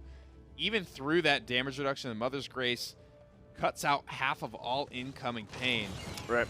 With Luminary big game, he's still hitting for almost 700 a bolt onto Inara. Does have 6 assists though, so he's helped out his team. As McCrash looks like he got countered out by the temporal divide there. Lazy, Brutal. Getting melted away, healing from his healer just to keep him in it, but Phoenix plugs the final shot in onto Bird, and the rest of Na'Vi are just gonna run down NIP. It's not glamorous, man, but that's all Lazy needs to do, right? Just hang in there long enough for the boys to win the fight. He does just that, and it is the perfect team fight here from Na'Vi. And Dave, they still have the Exile time and space. Not anymore on the time and space. Blue the laser, doesn't get anything for it, and look at the damage on the Bonker. Not a hope to get that overtime touch. Phoenix continues his tear through this game. The What is he mid-fights right have now? been clean for Na'Vi. 11, 2, and 3. That's good for top in the game. More. That's tough, man. How you let a He power tank has the same amount of kills as everyone else in this game combined, Yikers. for what it's worth. That's quick maths. You hear the slight pause as my brain, the gears were turning. Could change very quickly here, but this Atlas is just dominating NIP. Center drop there. He did not want the hands. Look at how far forward NIP are holding, though. This is a different story from that. That would have been a 6 setback if he hit it. But NIP are holding very far forward here. Yeah. They're susceptible to dying, but probably just because the payload is far enough away, it's not what we like to call striking distance, where if they all die here, it doesn't matter. The payload just doesn't move fast enough for it to get home before the respawns happen. Get one more respawn out. High ground back under NIP control. Diggy right back to the same spot as last time. Same with Phoenix and Ninu. I mean, if you can displace that Atlas, this becomes a lot easier, or vice versa. If Na'Vi are able to displace the Khan, that becomes easier. They're going to use that big wall to just move themselves forward, but now they're going to have to bounce back. It's back on a 20 or so second cooldown, but Mutu finding the first kill here onto Bonker. That could prove fruitful for Na'Vi. Through time and space does not connect, at least does not grab a kill, but sets up one. Ninu finally getting rid of Diggy Dog from the high ground. Spunky's dead, so Phoenix is just going to have to get out of combat to heal up. Lazy is inching this objective forward, and again, it's not an ultimate, but the temporal divide, man, such an impactful cooldown. Oh, Phoenix. Every inch you get can be locked in, and you can essentially hold that foothold for a little bit longer than you would otherwise be able to. But again, no healer for Na'Vi for the past fight. They're not really able to accomplish much. Seconds remaining. Phoenix maybe with the idea of dropping down and finding a cheeky kill somewhere, but rewinds himself back up top. No cooldowns for him, and Diggy Dog helps his team grab the kill. If Phoenix can get to like that corner where Diggy Dog is standing and slice the fight like 45 degrees, I mean, that's such an ideal scenario for Na'Vi, because they essentially put a lid on what Tenor can do. They force him to have to come all the way down the stairs if he wants to get back into the mix. A wall goes up. Moving on this 3-2-1. right-hand side, Barrage is going to go on the other side of that wall. A little bit of a counterplay there. Mutu finally gets rid of the Victor, and Phoenix is able to get out alive. They're going to have to dive deep to try to find the kill. Spunky doing some good healing. In the meantime, though, the front lines for NIP are out of range, and a successful push for Na'Vi. Man, oh man. These guys just know how to get it done. Again, this draft looking so solid for them. So many different ways to win this fight. So many good toe-to-toe matchups. Ninu to Bonker, Phoenix to, like you said, everybody else in the damn game. It just doesn't matter. 12-3, it's hard to slow down. Lazy hanging in there as well. It's all he's got to do is just be a force on the objective. He is not the win condition here, so it's fine that he's sitting 0-2. Him and Spunky just trying to hang in there and let everybody else get it done. And they are. Look, 5-1, 5-3, 12-3. It's happening here for Na'Vi. 3-1 lead for NIP. Comeback mechanics enabled, but Dave, it's not even been close in the rounds prior. Comeback mechanic only scales off what you're actually able to get. And if you're scaling off 0, it doesn't matter. Ninu's kept up his tear, but his slash line has had a big turnaround. 0-2-6 prior to the last round. 5-3-11 now. 1 death, 5 kills, and 5 assists in that last couple of points for Ninu. We'll look to replicate that here. Bonker throws out the seismic crash. Not much follow-up. Natus Vincere back onto the point. Looking to end this game. Throws up the Mother's Grace, getting some good healing. Keeps him alive. Enough DR to avoid death there. Back around the corner, overpower onto Mutu. They're not going to get the kill just yet. Finally against the wall, but is able to stay alive. The body blocks keep him locked up. Wasn't the cleanest, but they get the Mave. That's just overpower, man. So much lockdown. 45% to nothing on the objective for Na'Vi, but they are losing this fight. Likely to fall entirely here. Phoenix is going to die on the point here. Just to keep them at bay a little bit while longer. Lazy will do the same. Not even very staggered either. Really good deaths from the team. You got to hold an L at some point as the front line. That's the best way to do it. Oh, Mutu finds some daggers. Can't find the last couple on the end of the ice block. And IP at 70%. Barrage from Bittner. He drops down, loses the angle there. One last shot on the other side of the temporal divide. Ninu again grabs a kill now, aggressive. On to Bittner, who drops down behind the pillar, but tries to re-engage on the fight. A double kill from Ninu. Alex finally finishes off the Cassie, but it's a 2-for-1 trade. Bonker on the front line is able to keep his team in it just for a little while longer, but now with Phoenix on the point, they might just end this game. And he's still sitting on Exile. That's the scariest part of it all. As Diggy gets in there for the touch. Nice temporal divide there from Phoenix. He's going to clear the overtime. 99-97. He wants to get it, see if he can just end the game, but he just can't. Wasn't quite enough to clear the overtime, but now he has the Exiles just to lock up the last couple. Na'Vi are going to get the kills. Na'Vi going to void grip Bonker. That's going to spell the end of Stone Keep and put Na'Vi up 2-1 in this set. Listen, Phoenix popped. He did. You know, indisputably. But I really don't want to gloss over Ninu's performance. Agreed. Why does NIP have 0% on the objective every round? Because my man is not missing disengages. He is putting so much pressure on the Bonker. That and the Luminary, we saw it at the start of that last round. He's swinging for nearly 700 onto this DR'd Inara. If he catches her without that cooldown, that turns into 1,400 damage a bolt. He's dusting that Inara instantaneously. Kind of scary in terms of, you know, that 0-2 slash line, but again, that doesn't matter. I'm telling you, the pressure he put on the Bonkar was immeasurably valuable. And I don't think you can understate. I mean, the slash lines, I think, really kind of reflect the turnaround there. You mentioned he was 0-2-6 at the end of the first couple of points. Like he was top damage. He was he was in it. He was involved. But then it flipped around. It was, I think he changed to 5-3-11 after that 0-2-6 round. So big sweep there from him. The kills got confirmed. The assists were boosted up as well. A more tangible way to reflect the impact that he had on that game. You know, again, we've mentioned seeding. Not going to swap here, but a good heat check for both of these teams. This is looking like a clear, concise Na'Vi. Yeah, one that you want to see fight back from NIP, but Na'Vi are just playing wicked clean today. They are. Big chance for NIP to bounce back, maybe tie this set up one more time right after this. Respawn, the official gaming chair of the Paladins Premier League.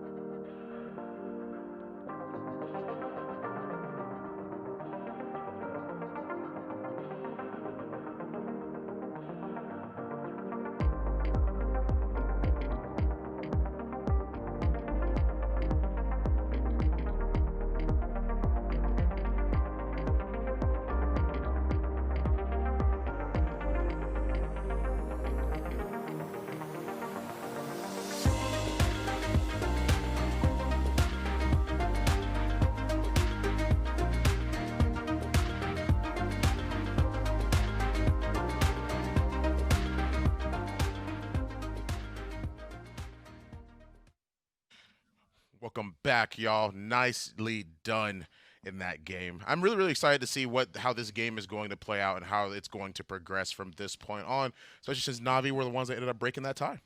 Yeah, Na'Vi played fantastic. I think such an amazing play at the start of that game by Phoenix, too. Just absolutely dominating that first fight. I mean, unstoppable by the time the payload was just rounding the first corner, which is kind of crazy. I mean, that's an insane level of dominance to have right when the game starts. Yeah, I mean, we're going to take a look at the post-game stats as well, see what the true story is here, and I'm glad that we are looking at it because we see one person in particular, Phoenix, that did extremely well, but, of course, props to the rest of Natus Vincere as well. I mean, Ninu, 113,000 damage, 71,000 for Mutu, 54 for Lazy. I mean, Spunky with the healing. Very, very close, actually, to Bird, but Bird overtaking that one in 157,993 damage. But Phoenix, man, 13, 4, and 12 on the Atlas. Also, only 3 deaths for Lazy, too. He had an amazing Immortal to save Mutu. It didn't end up saving him completely, but bought a lot of time for Mutu after he got overpowered. I mean, that's not going to show on the stats, right? There's not one teammate saved. But just the fact that he did that was great. Both the tanks did phenomenal. Lazy, Phoenix. This was later in the game when he was in this final fight. We were actually both sitting here like, all right, Phoenix, exile? He's going to exile, right? Right, yeah. Exile? Phoenix, you have exile. Please use exile. But he ended up saving it for the right time. They had the damage to force out the con here. They didn't need to use it quite yet. As soon as that con goes down, he pulls it out. But uses it on Tenor instead to keep himself alive, and I think that ended up being the right call. Giving up the point, letting NIP's overtime start. It's not fast OT yet, so they knew that they had time. Yeah, that is 100% true. I mean, I remember saying, yeah, I'm glad that you actually did that, because that actually literally was like, all right, well, he's going to stop before we get to the point. Yeah. He still has ult. He's still holding it. Okay, well, they still ended up winning. But good job to Natus Vincere. Regardless of that, we're going to take a look at the map, see where we're going to be going for this next game, and it's going to be Serpent Beach, baby. Serpent Beach NIP want to kind of even things out. A slower map, potentially. It could go 4-0 if one team just has a completely dominant draft, but usually the defense is so strong on this map that it will go relatively long. Maybe that's what NIP want. Maybe NIP want to kind of stuff Navi's momentum, and they're going to start things kind of standard, though. First banning Strix, don't want that in the game, and Na'Vi respond, kind of pigeonholing themselves into having to ban both power tanks with that first ban of Atlas. Strix, Mave, Atlas, like you said, first banning the Atlas, making sure that he is gone, out of the way. Makoa is also taken care of, and you've gotten rid of both power tanks with the beautiful drawing, beautiful rendition of beat from Bees right there. Tanner? He didn't even spell it right. Yeah, that's what. Come on, man. I at least spelled my teammate's names right when I was on SSG. We'll give him a pass, though. We'll give him a pass. We talked about how the B was like Ratatouille controlling him. Maybe the B just has some spelling problems. Great gameplay ideas, but you know when it comes down to it, vocabulary is just not what they teach. They're at B school. Barrick first pick, though, for NIP to keep that point tank presence. We know how strong he has been throughout this game. Oh, man.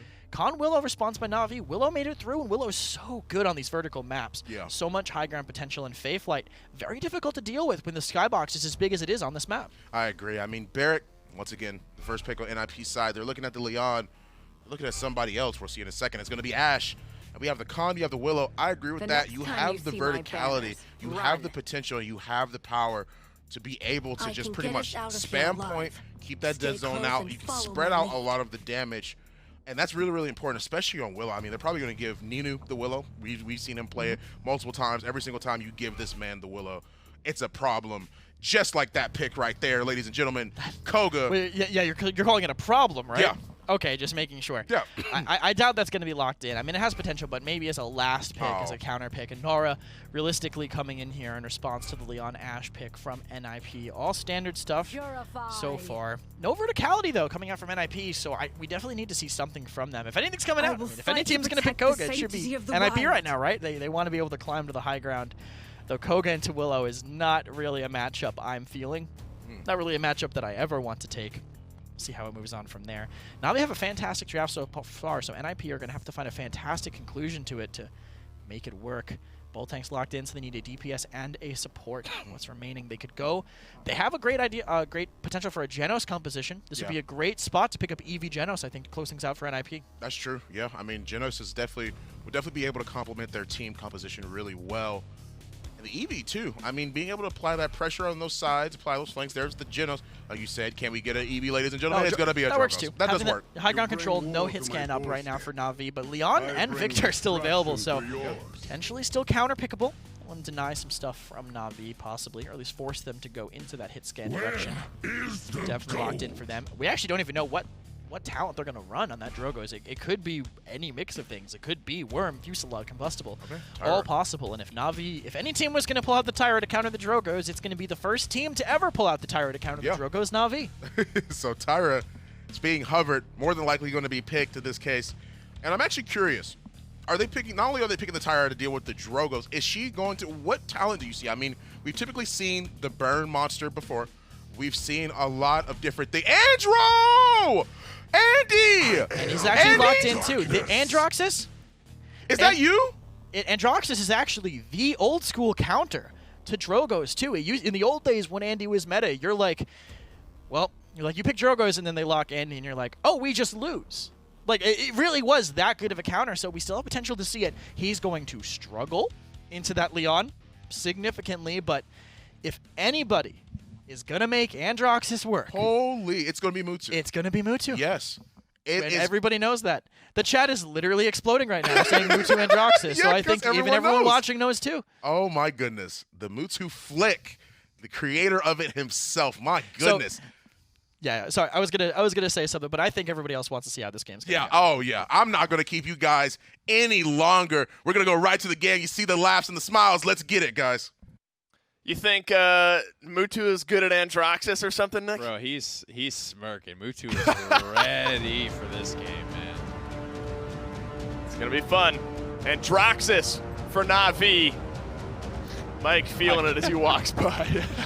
I don't know if I was feeling it or just throwing his hands up, and he's lost control of the boys. They're picking whatever they want at this point. A little Godslayer as well. That's I was curious about that. Cursed Revolver has been, if you can call it, the more popular talent amongst, kind of ranked and casual play, because we just don't have a competitive data set for this character. Dash distance 5, movement speed 3, sleight of hand 2, and of course power of the abyss. Oh, no. The Wombo combo. Nice hit there, but Alex gives him a taste of his own direct impact medicine. All of the air let out of that one almost right off the bat as Alex gets How we feeling, chat? Still pumped? No? It is. All things considered, it's going to be a hard matchup for this Androxus. Alex on a tear so far on the Drogos. Vini with a couple of kills as well. 2 for the Drogos, 2 for the Willow, 1 for Bonker. Phoenix just running down Bittner. Ow. Andro finally on the board, off screen, gets the kill onto Bonker. Back to the objective, just to start it up. Burns that dash to get it on cooldown. Smart. And the climb starts. Commences here. Is that Fusillade Drogos? There was the talent hovered. I don't know if he left the base with it, but it was. He looks slow as hell, and it's definitely not combustible, so process of elimination here.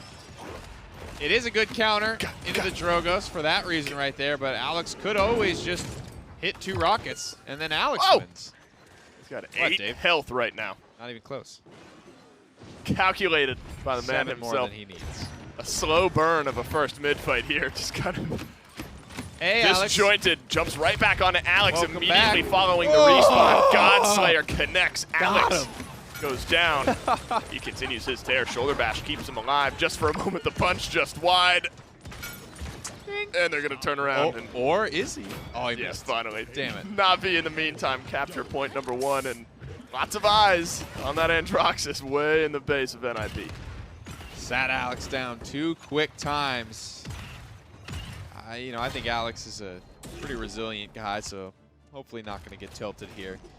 So has to be careful of it. Again, could turn around at any moment. Mutu needs to kind of be just as careful. Needs to take these fights somewhat smart, even though the matchup is heavily in his favor. Everybody's got a plan. Everyone's got their on-paper matchup until they get 2-tapped by Drogos, and then it all goes out the window. The 2-tap, the 2-time. 3 and 3 at the moment. Alex notably struggling though. Yep. It's only natural though. He got shut down very, very quickly. Crazy that he even got 3 kills with only 8,000 damage. Yeah, well, 2 of them were like immediately back to back at the start of the game, and the moment Mutu dove him immediately off of spawn a second time afterward. Been tough sledding.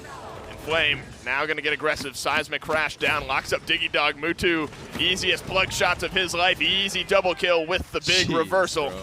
Flying high, soaring down. Bonker staying alive, and the dome shield gets melted. Na'Vi with the timing, Na'Vi with point number 2. Oh man, I love watching that character. I know, He's so fun. So much fun to watch. So part of the reason Mutu's running the Godslayer, I think, is you don't have to catch any damage when you run this combination. And so much relies on him hitting those reversals to make this a 6-dash fight instead of a 3-dash fight. And when you don't have to catch any damage, you don't have to worry about any of that. He's very good, very quick, and on land, reversal is the best, right? Yep. I got shot through reversal. It's a bug. It's really just ping related. It's, your hands weren't up on their client when they shot you, so they're good to go. They're good for that kill. It's a point of frustration for sure, but it's just not one that you have to worry about when you're on 0 ping. So this build becomes that much more reliable. Right. Being able to hit your reversal, being able to get those dashes back. Andro is, he lives right on a razor-thin margin. Doesn't have a lot of health to give. Doesn't have a lot of sustain. Isn't even very safe when you compare him to like a Maver and Eevee. Haven't seen an accursed arm yet. Now it's going to start. Just plugs away some damage at that shield. Dragon Punch from Alex does not connect either. So 1-for-1 ultimate trade. Are we watching Willow right now? Enlightenment, yeah, no, the slow flutter downwards. Kills all for Na'Vi except for one onto Ninu. That's Digidog, but Mutu rejoins the fight to the tune of a double kill. Just drops down. 2 kills for the Andro, and that sets up Na'Vi great in this mid-fight. Just now touching the ground. And Mutu, known for being extremely patient, sits on his horse as long as it takes, really, in these rounds. So if he can just sit, float, wait for somebody to become vulnerable, it's going to be a great look for him. Na'Vi capture another payload, Dave. Alex has just been shut down this one. I mean, he even got to Spunky on that one. So much burst potential with this character. You sort of brought it up. I mean, Andro's about kind of patience and choosing the right time to dash in. I mean, he very slow played the start of the fight, saw an opening, and then burned his cooldowns, got his team a nice double kill. NIP, I wasn't expecting it. I doubt NIP were expecting it. Mutu at 7-3-3. Goes into some blast shields for his second item. Back up the Cauterize 2. Apparently it works. Yeah, so blast shield, mitigates all of Alex's rockets and stuff, but it also mitigates precision from Leon, or presence, from Leon. Yeah. Because that ability hits more than one target, it is classified as area damage and will be mitigated by the blast shields. So that's really his biggest threat. And I was just going to say, whether or not he's meant to, he's done a good job at avoiding Bittner. They haven't really crossed paths a lot, and Tenor is really the one that is going to give Mutu some trouble. And again, whether it's consequence, whether it's intentional, maybe you want to see Tenor seek out that engagement a little bit more. And look at that. Sees Tenor, bounces. I'm out. Not taking that. Not messing with that. Not today. That's the big threat. So you don't have to take that fight. You'd be happy to avoid it. 9-3-3. Adds a couple more kills since our last check-in. Good lock up there from Lazy and Flame. This won them the point last time. Alex connects on the Dragon Punch, but immediately goes down as well as Spunky grabs that kill. Mutu's still alive, needs one last shot, finds one last shot. Now he's able to disengage. He knows Digidog is very close to him. The play continues, now burning away at a 5 streak. Still got it, baby. Still got it. Nice flicks there. Nice reversal as well, like 1,200 damage on a Tenor. Nara pop-tarts herself up to the high ground. Mutu's going to follow it, throws up the hands, lands the shot, gets his dashes back. It's wild, man. Nothing presented itself, so he's back to the hidey hole. I love it. The quick kind of dash. Oh, I don't like this one. I'm going to burn my cooldown to get out. Oh. Overpower. Phoenix does get connected by that through time and space. Accursed Arm is going to find some value. Double kill from Mutu on the Andro. Big reversal, finds some damage. He's trying to dash through. Bird saves his own life with a Void Grip. It's Mutu against the world. Now it's Lazy against the world, but the world wins this time around. NIP grab themselves their first point of Serpent Beach. Kid is such a Terminator, man. I mean, the target acquisition there, when things don't go well off the rip with the Accursed Arm, crazy speed that he can adjust his team fight. But like we said, everyone's got to plan until they get 2-tapped by Fusillade Drogos. Gets caught without any cooldown. Alex quickly deals with him when the bird's wings are clipped. And he goes in, it's Luminary Drogos, or Luminary Fusillade at that point. He's swinging for 1,200 a rocket. Plenty of damage there to clean up the Inara and just close the round. Damage. Not quite there from Mutu. Kill confirms absolutely, though, at 12, 4, and 5. It's just extremely efficient damage. Yeah. There's no poking. Doesn't need a lot of it. No poking happening. It's all he's either getting in and killing someone, or he's not doing any damage at all. Yep. So he's going to opt for a similar route. Around to the right here. Going to play it patiently, I assume, as he did last time. Bonker forced to drop the Dome Shield very low. Phoenix gets the kill on a Diggy Dog, but immediately gets traded out by Bird. Bittner finds some good damage rotation. Helps Alex grab the kill onto Ninu. Not on the point just yet. Lazy rejoins the fight, gets the kill onto Bonker. It's a 1-for-1 right now, both teams at 4. Enflame will keep NIP at bay, but Na'Vi aren't really able to do much with it. Mutu looking for an angle in. Dragon Punch is there. Hopefully they can at least trade out with Alex. All the way to the backline. He's going to get there, but he dies for it. Mutu gets the kill. Bittner onto Ninu as well. Very quiet game for the Willow. Now you need Mutu to do a little bit of that extra damage because you don't have Willow left in this fight anymore. That's been so much of your damage. If you're Na'Vi, slow down here. They were able to slow down NIP enough that they have another chance at it despite fast cap. So maybe one more re-engage. Seismic Crash versus the Enlightenment. Not a lot of ultimates to work with. Mutu playing this one carefully, but he's out of cooldowns for a long time now. Yep, 10 seconds on the reversal. 2 seconds on the dashes. Dashes up now. Alex helps out Bird. Couldn't have come a moment sooner, but Ninu's still alive. Don't forget that amount of damage. Alex stunned up. Enlightenment flies on through from Bittner. Doesn't find the kill. Spunky instead gets Alex. Lazy gets Bittner. 74% is where NIP are going to get stalled out at, and now an Inflame to finish off some kills. Diggy Dog trapped in the corner here.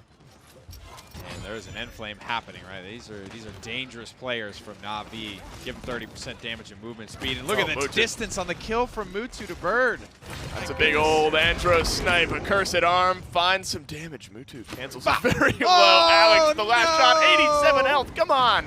Damn, He stays alive. Bonker gets a kill as well, but Spunky and Phoenix had a couple of ultimate kills to their belt. Overtime ticking away through time and space. Wall blocks off the shoulder bash, and Mutu on the Andro grabs his team a win. Very, very fun to watch there. Always a show from Mutu. Appropriate they pulled it out. I mean, not doing it for the memes, not doing it just because this set doesn't really mean much anymore. Yeah. Doing it because it's good. It's right for the situation. I think he was 7-3 after we checked into the first round. I'd be curious to see what his final stat line was. He was 12-4 at some point, kind of a round or two later, so it was hitting its mark. There's also a conversation to be had around that quiet game from Willow. I think Tenor was having an equally good game on the hit scan, but Mutu just stole the show. As he should. You don't get to see Andro. You don't get to see Mutu on Andro very often. And he made it all worth its while. They grab a win here on Serpent Beach. Looking to close out the set in just a minute. SteelSeries, the official peripheral provider of the Paladins Premier League.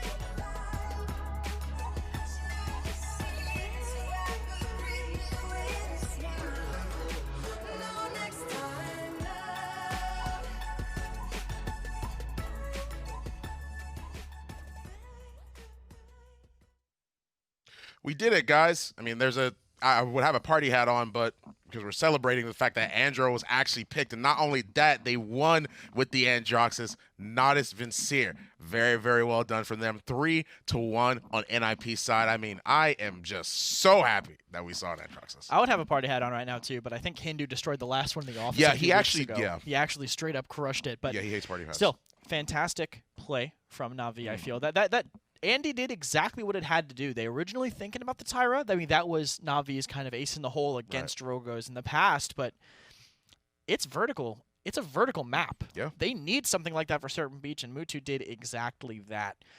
Not high on the damage charts, but you don't really expect your Andy to be. You just want the verticality. You want the finishing. That's what Androxus is in your composition to do. Yeah, 46,000 damage. Once again, not the highest damage, but look at the kills, baby. 14, 6, and 5.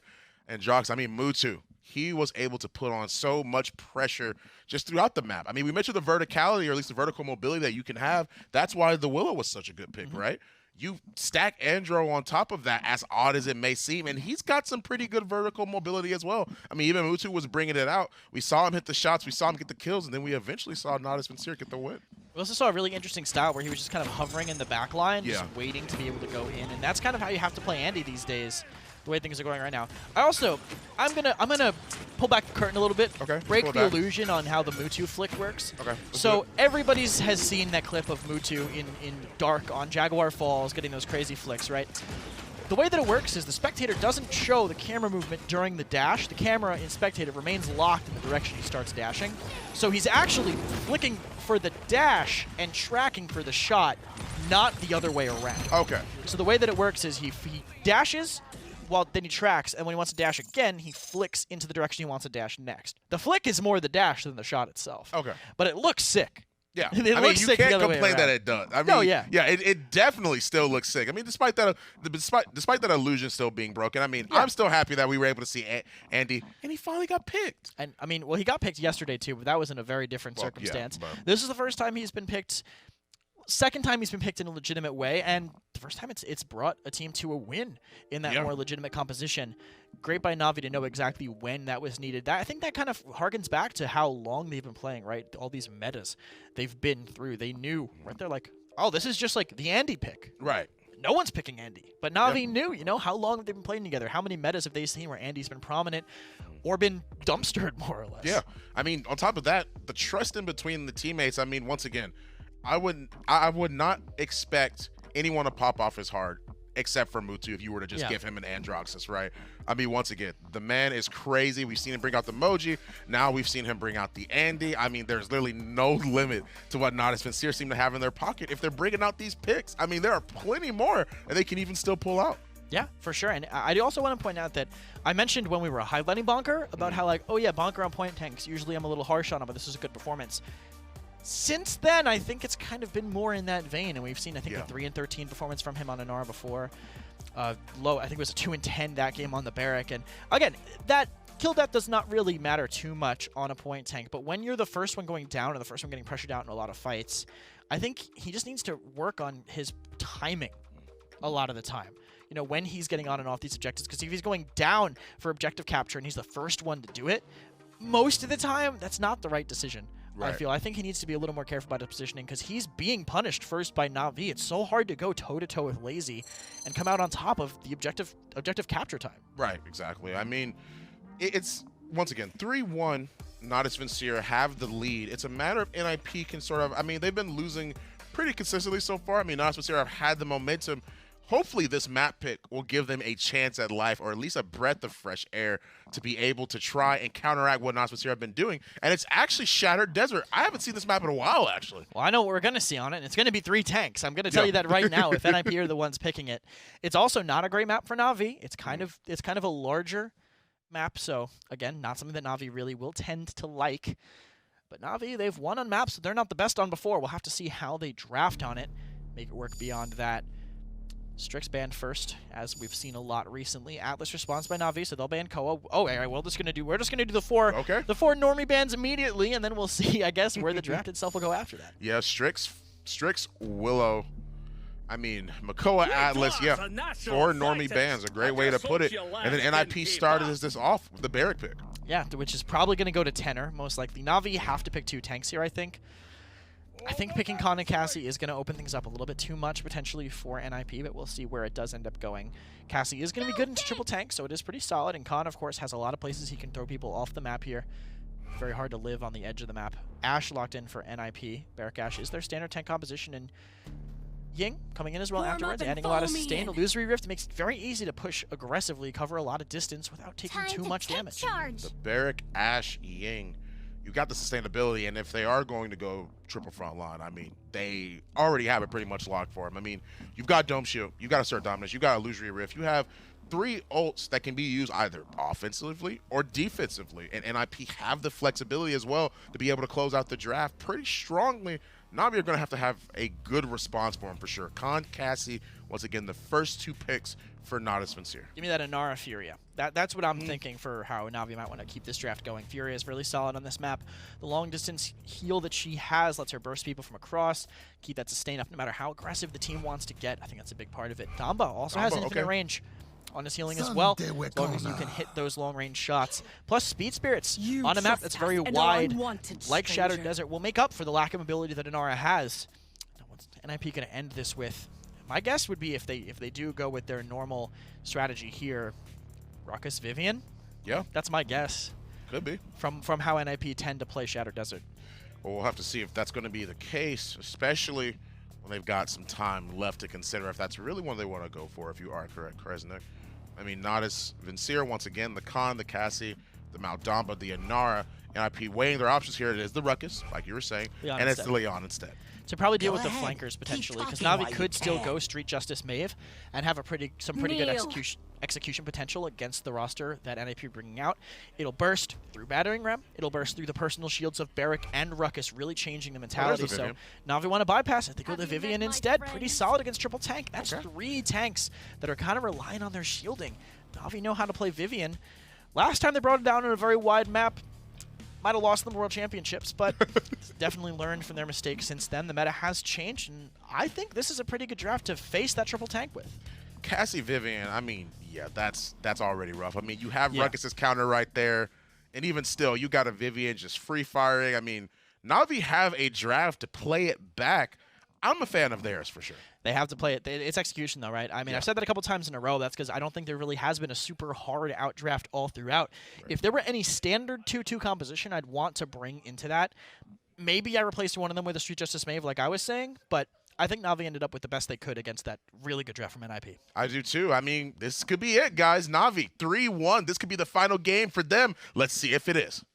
That's right, potentially the final look at both Na'Vi and NIP prior to the High-Res Expo quarterfinals a couple of weeks from tomorrow.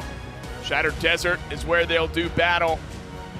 And Na'Vi, after a convincing win, grabbed themselves a dub for Mutu on the Androxus.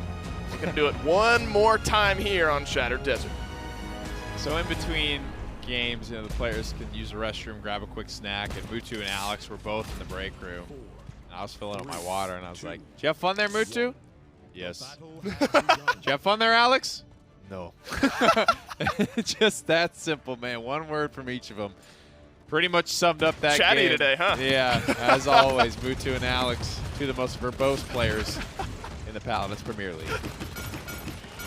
Cool, calculated. That describes them both, and they're good at the game. Maybe for that reason. It's Ninu on the Vivian here for us. So used to seeing that on the other side for Alex, but it's not to be here as Ninu runs down Bonker. Lots of shield break potential in this Na'Vi lineup. Lots of health shred as well with that Cassie. Plenty of health to maybe withstand for NIP. But I think Na'Vi have drafted themselves a pretty good counter for what NIP have. I think if you're doing your homework on NIP, when you see them pick Warder's Gate or Shattered Desert, primarily Shattered Desert, you're smelling that triple tank, Tyra, triple tank, Vivian, whatever it is. It's a little strange that they go to Leon for it today, but ultimately you just need a hit scan backliner, I suppose. Right. And I think Na'Vi smelled it out, Dave. I think they have done their homework. This is basically the perfect draft to be able to deal with the triple front line. Right. If Navi don't if NIP don't snowball this one 4-0, I think they are going to really struggle against Navi late game. Agreed. And I think Bittner on that Barrack, it's been kind of one of his favorite champions to flex on in these triple tank compositions. Already have. Ultimate's starting to fly, though. Illusory Rift traded out with the Seismic Crash, usually not up at the same time this early on in this game. That's Ninu crazy. grabs the first kill. Now in behind a couple members of NIP. Phoenix grabs the overpower. Teammates, please help me kill this Ruckus if you would. Alex instead brings out the Enlightenment. Now Bonker looking for the last shots, but Mutu finds him. Ooh, goes for the Sentinels, tries to make the miracle play. Ninu ends up falling to Bird on Vivian. Big game. Cassie's still here, though, still a problem. Man, the critical moment there, the overpower used, connects, but doesn't get the kill on a Ruckus, and instead Phoenix dies. Big problem there from Na'Vi. They have to be able to execute onto that. There is kill volume that Phoenix can use, so he doesn't need to use a teammate, but it's kind of risky against a character like Ruckus that has a lot of dashes that preserve his vertical height, and it's an awkward kill volume that is kind of tough to get line of sight of anyway. Yeah, I mean, I don't know. I'm trying to think of where he was and where he threw the Ruckus. I guess it's not guaranteed close enough to throw him all the way off the map. It's very unclear as to where the kill volume starts off of Shadow Desert. But it is very there. I don't know. That's a tough one. I think he had Cassie close enough. He had teammates close enough to where I think Phoenix just assumed that kill would have happened. Well, the point is moot. If you're Na'Vi, maybe you're expecting to kind of lose this early game before a lot of those tier 2 items start to come online. Another point that we brought up in that mid-fight was Lazy having a Seismic Crash. Instantly? Almost instantly. I don't know if he left, I guess he's just getting point percentage and plugging away some damage that entire time, but it was there almost at the same time as the Illusory Rift, a morale boost 1 at the time Illusory Rift. Part of it is, in this triple front line, NIP is not going to be putting a lot of pressure on the Lazy. They're going to be trying to bully out some of these squishier members of Natus Vincere. Nara is not a good target in the early game for frontliners with no cauterize, right? I mean, she's just absolutely laughing at the damage they're putting out. So Lazy's kind of running around in these fights for free, hitting whoever he wants, whenever he wants. True. And he has to use that to his advantage, and clearly he does. I mean, Lazy is one of, if not the best point frontliners in the business right now. Just for, I think, his ability to stay involved and stay so relevant no matter what's going on. He always feels like he's making the right decision. Bonkard elects to make the decision to Hexafire from the high ground, but Spunky's able to grab the kill. Didn't find too much out of that one. 30 seconds left. Now for NIP, Na'Vi have done a good job at the start of this defense. Payload's close. Still plenty of room for them to maybe stagger out a couple of kills here. Knocked back, Spunky slithers through. Bird finds the last shot, but Ninu and Mutu starting to fire away here for Natus Vincere. Triple kill for the Cassie. And I think that just seals up this defense. Pretty much. Enlightenment, Hexafire, both used from NIP. Big damage here onto Bonker. He might die again, and he will. Everything available for Natus Vincere. Key ultimate assert dominance for Digidog is not quite there. It's at 85%. It'll probably 3 to 5% passive charge on his way to the point. But ideally you have that available right at the start, so you can just get right up in there. I think this start is the fight off. Yeah, the assert dominance. Sorry, I don't mean to cut you off, but his flag, I was kind of passively saw it. It was up. You can see him trying to jump in.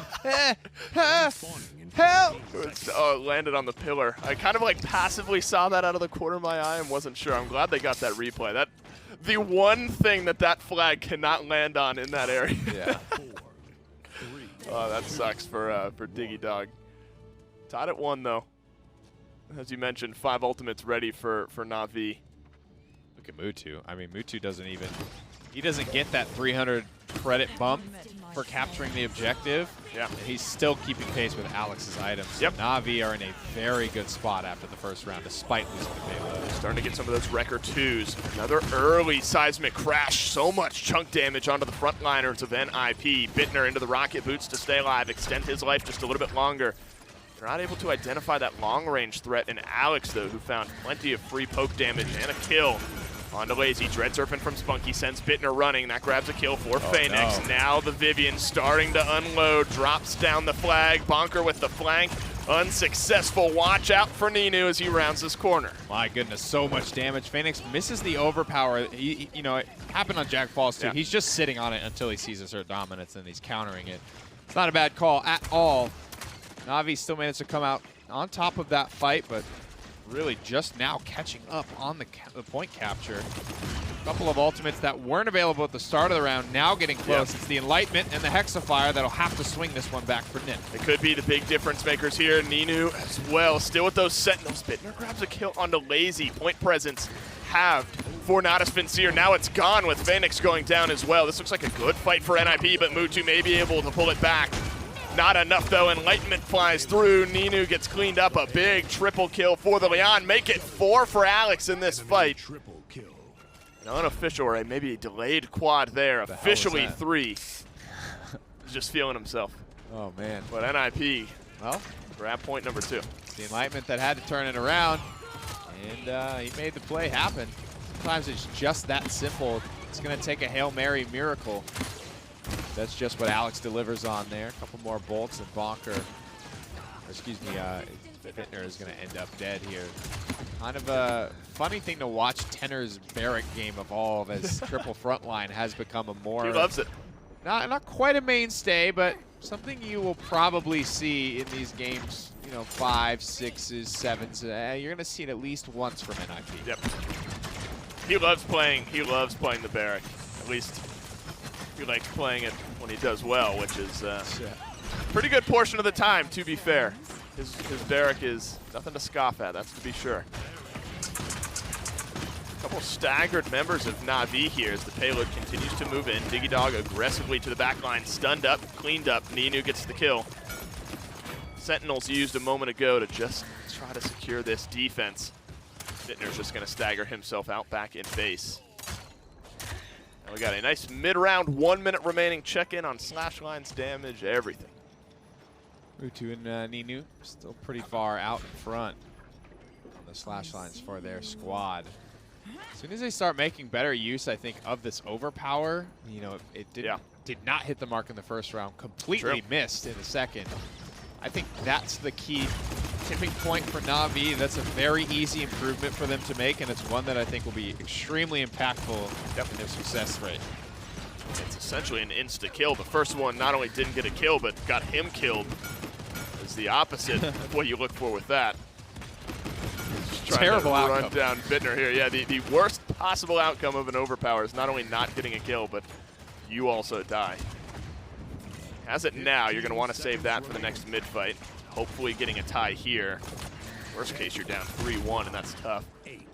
8 seconds left. One more chance for NIP in this round. 5 ultimates for them. Counting the Sentinels, 4 for Na'Vi.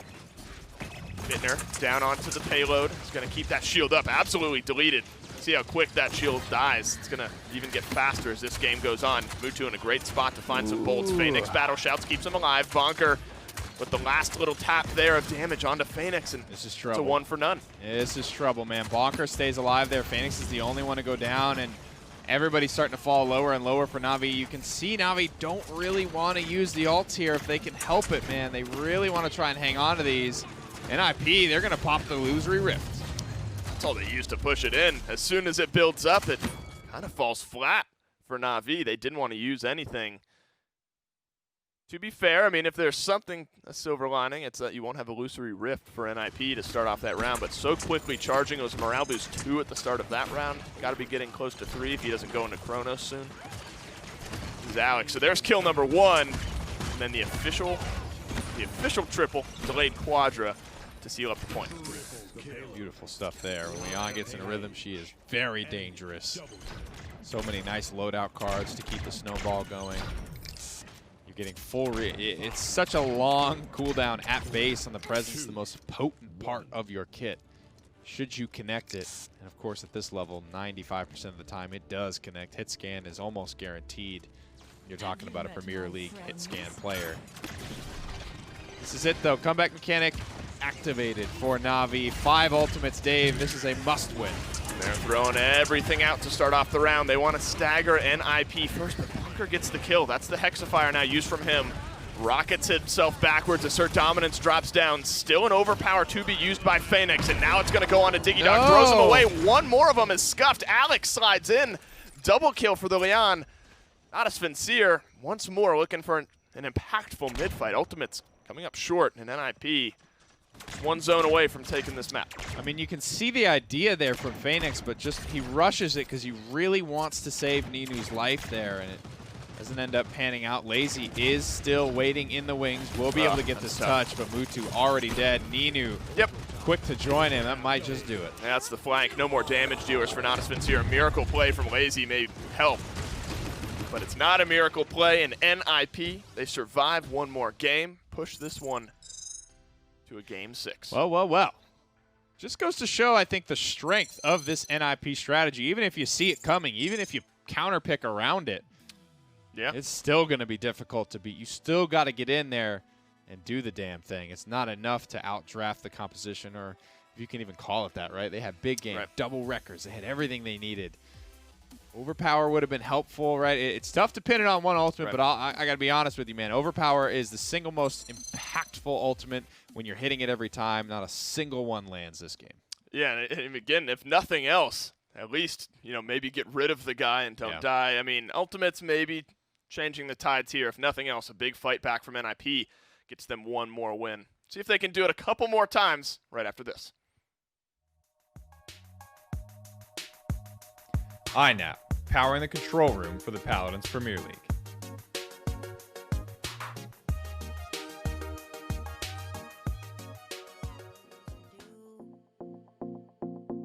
No, you couldn't stand tall. So why didn't you call? So many years has gone by, but I think about you all the time. Looks like you're changing and all, but why didn't you call? Something in the air, always something in the air.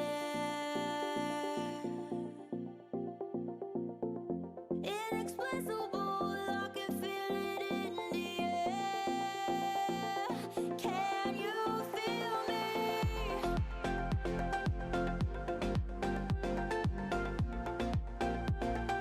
Can you feel me?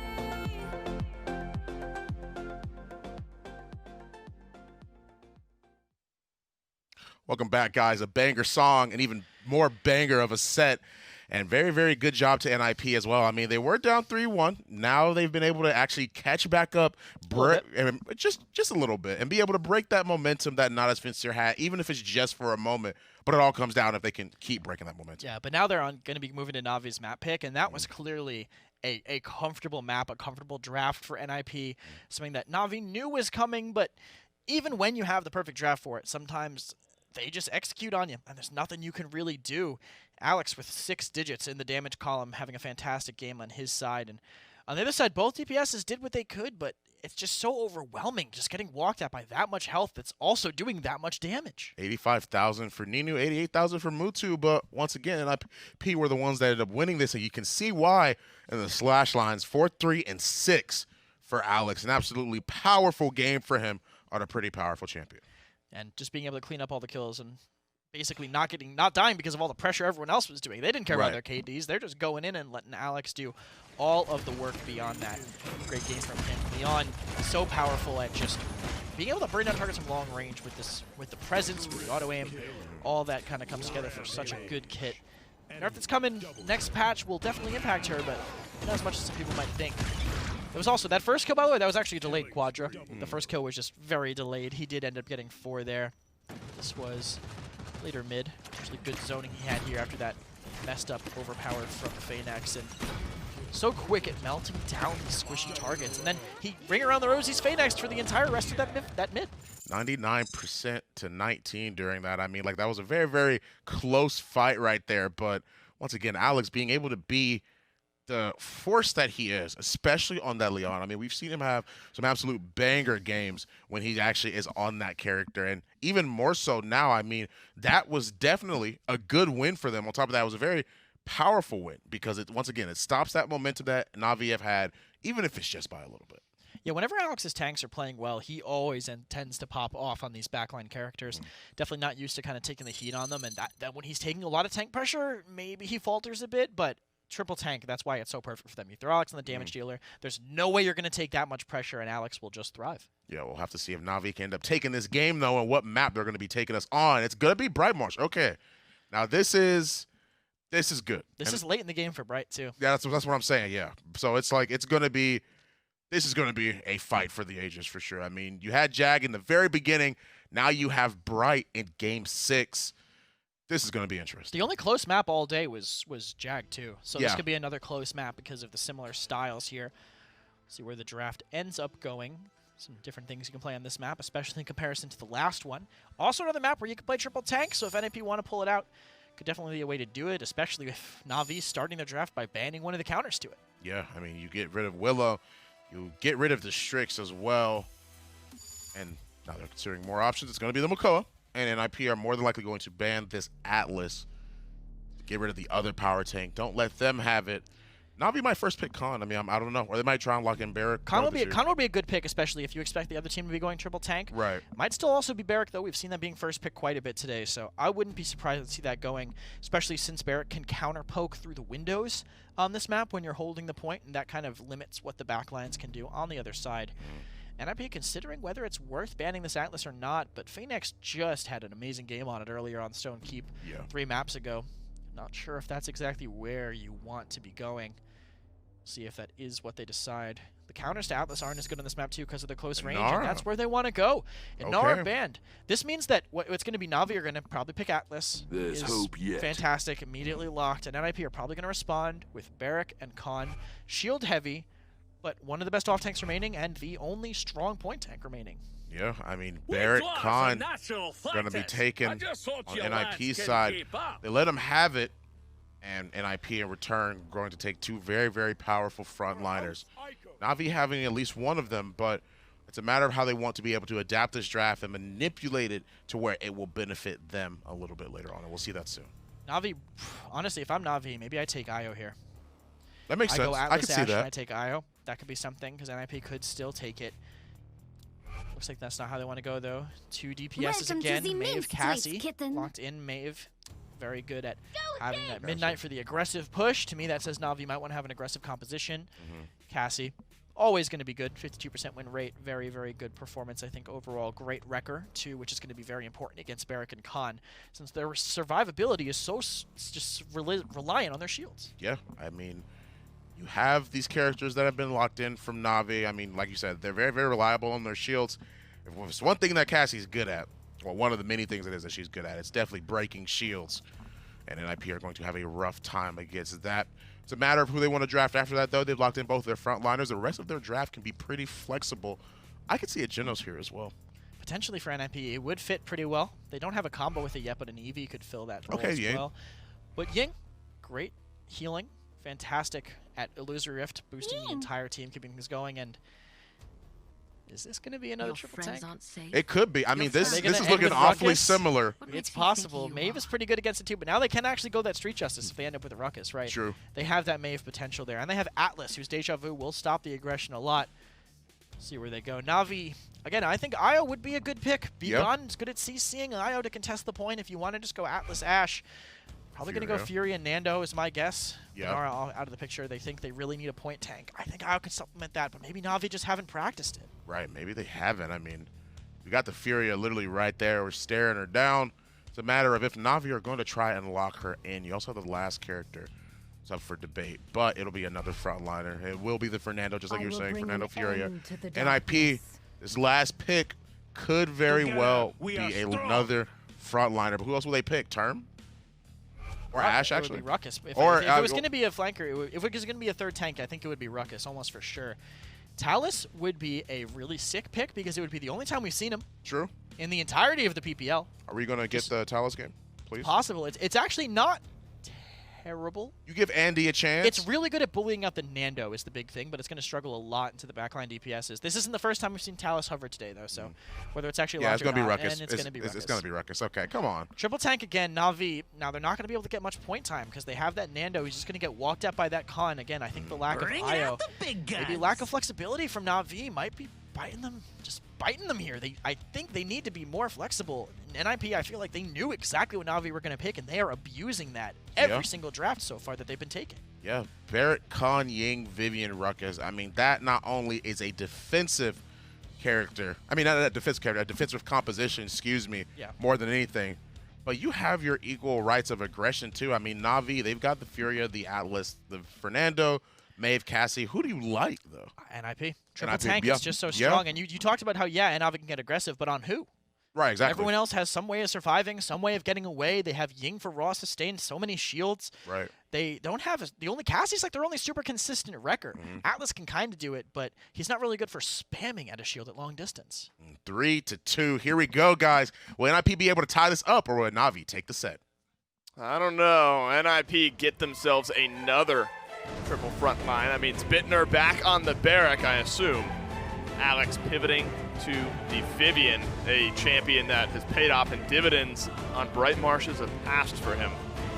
Look to replicate that here. A good map for triple frontline, Nick. Most definitely. And I think after what NIP just showed us on Shattered Desert, I'd be a little bit worried if I was the Na'Vi fan in this case. I think the composition they had last time was much better at dealing with triple frontline. It's a new dawn, it's a new day. I think Mutu's going to have to take a page out of Freeze God's book, though, and assassinate Bird 7 times around to win this game. That's it. To do it. That's all that's all you have to do. That's it. I mean, it is 7 free cut and kills. dry. It is cut and dry. Your path is laid out in front of you, should you choose to walk it.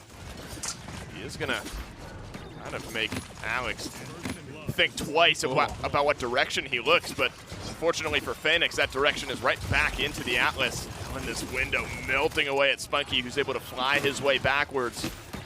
Spunky finally falls Mutu in onto the point as well. Early control, and IP. 33% and climbing for the boys. 56% on his ultimate already. Diggy Dog in a pretty good spot. Phoenix second chance. The dance here throws down the temporal divide. It's a long Hoping cooldown. for a way in. Lazy's working his way into this objective, biding his time.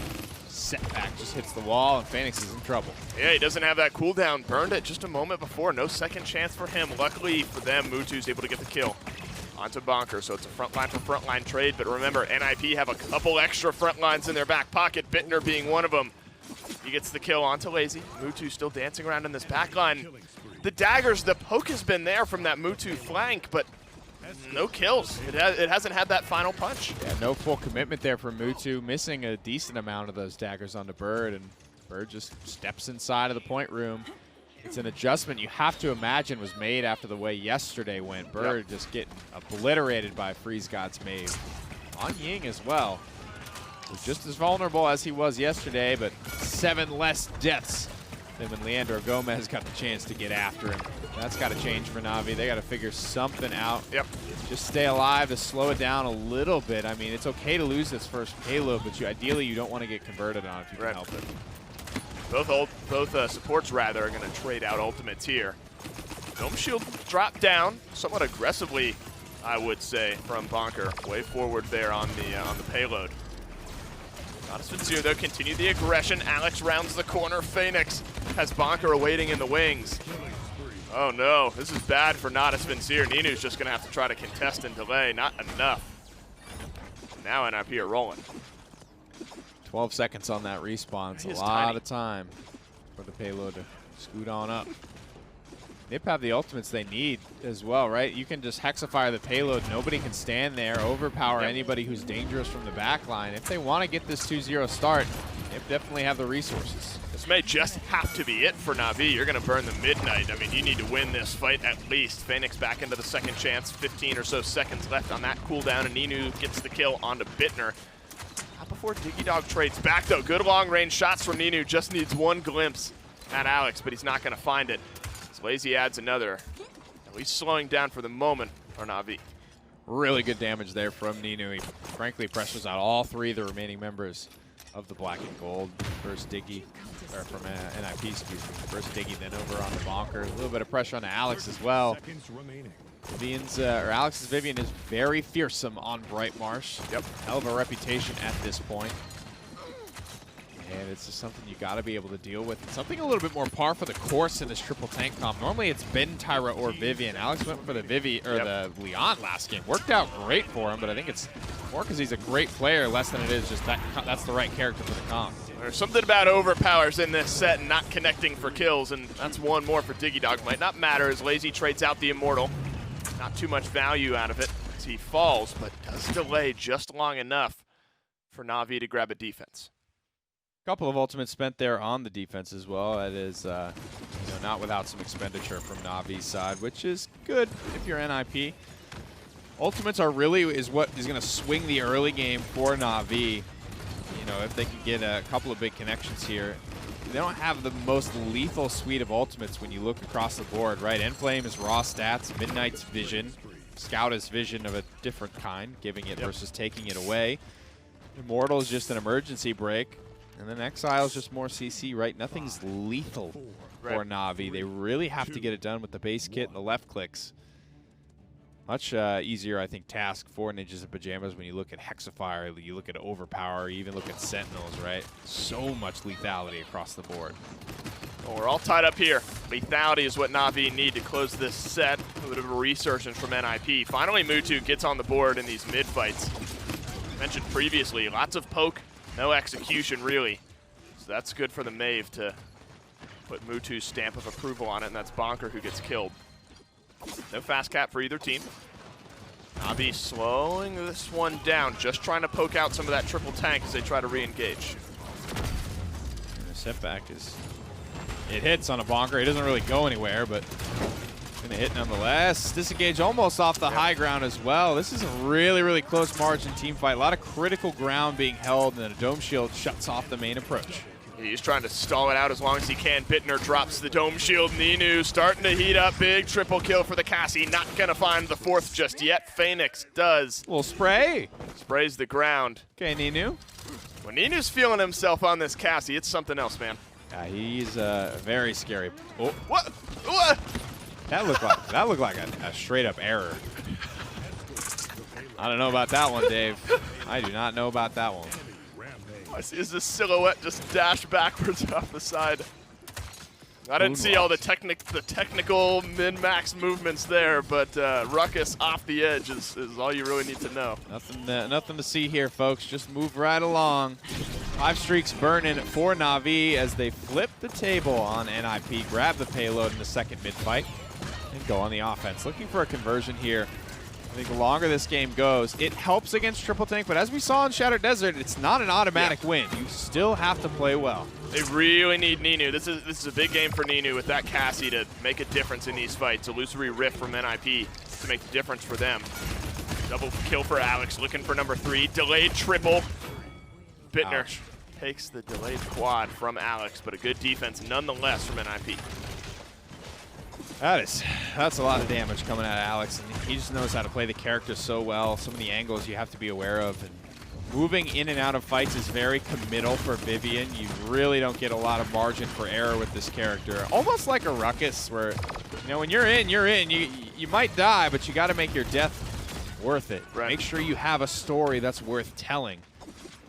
And so far, so good here for this take-back skirmish for the defense. They have really pushed Na'Vi far back onto their side of the map. A minute left. Things starting to look a little bit more bleak for Na'Vi on the push. Could spend some ultimates. That would give them a little bit of a helping hand. But if possible, because, NIP, where their ultimates are at, they're going to have them all for the next mid-fight.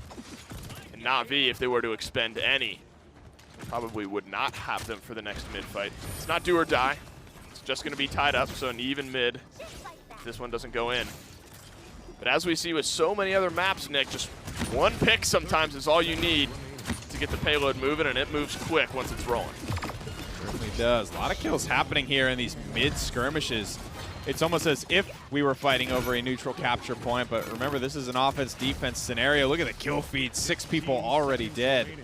I love that. 15 seconds on the clock. It's like the behind. It's like a behind-the-back pass to yourself. Yeah. The old setback turnaround, finish Good. off the kill. I love it. Very good combo. Very fun character to play. It feels so good when you're hitting everything you need to. Only 1 ultimate spent heading into this overtime. Everything else available for Na'Vi outside of Enflame. Everything available outside of Illusory Rift for NIP. Doggy Dog goes down first, set back onto Bonker. He had the Hexifier, maybe thought about it, not going to have the time. Look at Phoenix that. starting to warm up. Big double kill for the Atlas into the second chance. Checkerboard of kills, but 2 for 5. Na'Vi finished the trades, at least out on top 5. 4 seconds left. The payload's not going to get there in time. Maybe one more chance to defend. They lay everything on the line to get that kill onto Spunky. Even Bird dove the back line.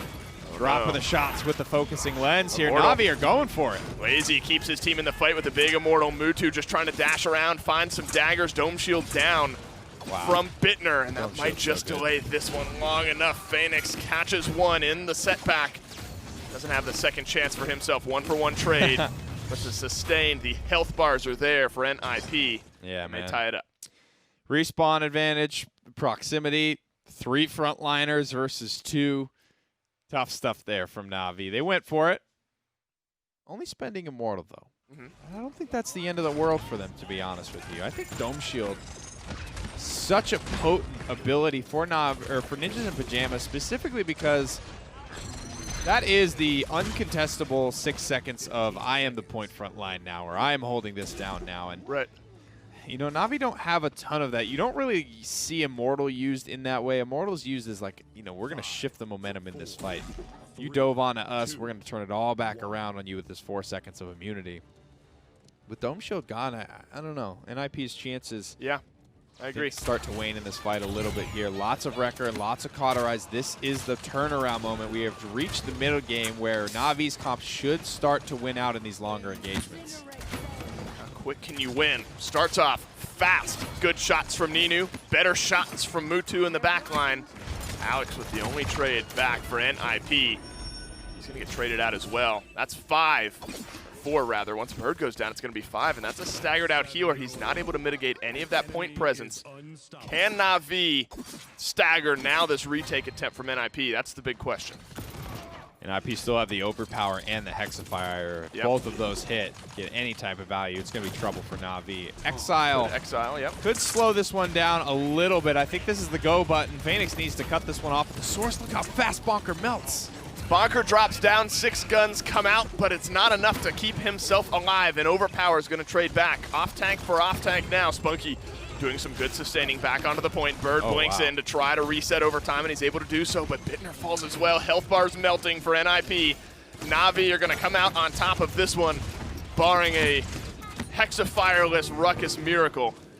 And that's not going to be today. Overtime expires. Na'Vi with a chance to end this set. You know, man, it's a little thing, but I think Cornbread catches it great on the camera there. It's Spunky getting off just a couple of uncontested, uncauterized heals.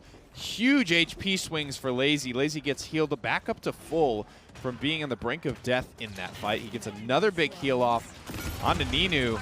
They didn't use much. That stuff matters big time here. 3-2 for Na'Vi. This is their map pick. They want to put this set away here and now. They didn't have to use too much to secure that mid either. That means Inflame is up right now, ready to help them win. And win they do. 5-0. Payload moving. Immortal ready to maybe end the set and end the split for both of these teams. What a way to end it would be for Na'Vi taking a set off the number 2 NIP. Dome Shield's ready to go from Tenor. Saved the round last time. Could save it again. I mean, there's no way to break through it. Not till Rom's out in the game, and I don't think he's gonna be seeing a lot of bans, I think. Here it comes from Tenor. Slowing it down, just buying some time to breathe. It expires, and now the Midnight from Natus Vincere could be used for the retake. The aggression all at once. Bittner, Bonker, both dead. Phoenix deep into the backline. Immortal from Lazy is going to give Na'Vi the fighter's chance. Mutu with a double. Na'Vi seal the fight. Na'Vi seal the set. The split is done for both of these teams. and Na'Vi end it with a W. Really, really good temporal divide, stasis field there from Phoenix. And Mutu plays very well around that, right? We saw his Andro game. He's very good at these floaty characters that have a lot of hang time. You know, between all the pouncing and resetting and 9-livesing and all that stuff, you can get a lot of jumps. Something like, 4 jumps, 2 dashes with Maeve. You can stay in the air for a long, long time. And that stasis field was so perfectly placed, he can get up to that point, save all of his cooldowns to do just that, to hit that hang time, float above the team fight. Once Dome Shield is used, you see that there's really no more defensive utility there for NIP, and they don't have a way to just hold on. I do have to ask, this is a 1 versus 2 seed matchup. Does this really tell you all that much about the future, or is this maybe just both teams just came to play, let's finish up this set and really try to grind the next couple of weeks? You never know what teams have in the back pocket up their sleeve. This is easily the hardest World Championship to call, I think, going into the placement week, all that stuff. This is still kind of the same story that these teams have always had. NIP, when they're playing at their best, will beat everybody. Na'Vi is just consistently that like 8.5, 9 out of 10, though. And on every other day of the week, they're going to win out. NIP needs a 10 to beat Na'Vi. That wasn't today. Na'Vi seal up their split with a big 4-2 win. That means we're going to go back to the desk and hear their thoughts. Thank you guys so much from the booth. Really, really appreciate that. You guys always do wonderful on the cast. But once again, Na'Vi 4-2. Yeah, that's right, cousin. You too. What? No, I was like, oh, that was cute. Not like, why didn't you say it about me? What kind of person do you think I am, Vaughn? Oh my God. Well, regardless of that, despite that, Na'Vi making the win 4-2 against NIP. I mean, once again, not an easy battle whatsoever. You draft in the Cassie, and we're going to see it in the post-game stats as well. Drafting the Cassie, we talked about it just a little bit. It breaks shields, and it does even more damage to the tanks for sure. Yeah, I mean, Cassie out-damaging Vivian is pretty crazy, especially when the Vivian is the only DPS on that other side. Still, they made a lot of room. The tanks did for NIP. They had some good ultimates, but I think Na'Vi just held on to theirs longer for the right times. A lot of damage coming out of Spunky, too. Spunky out-damaging Bonker on the other side, 2 and 15 from the Ruckus. And sometimes you expect that from Ruckus, but I'm not sure how much room he was able to make in the face of Mutu and Ninu. 5 and 7 deaths respectively. Actually, Spunky's second highest deaths on his team on Furia. I guess he was just the one going down in the dives, and everyone else was just able to clean up afterwards. I mean, it still looks good for everybody. I mean, 3 people on the team, double digits.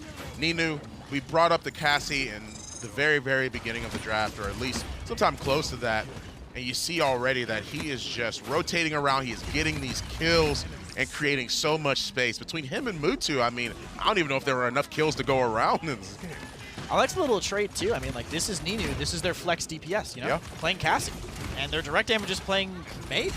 That's flexibility that Na'Vi are showing that I think they're going to need to show if they want to be able to convert into their second World Championship win. They need to keep being able to do that kind of thing to make it work out. Well, I'm sure emotions are high emotions are high as well as drafts. I mean, for sure, in terms that of draft just was kind of interesting. Yeah, it definitely was. The Immortals ended up paying off, and I think that's what kind of had to happen. Like saving Phoenix with that one Immortal was actually huge, because if that converted, I think NIP could have ridden that momentum all the way.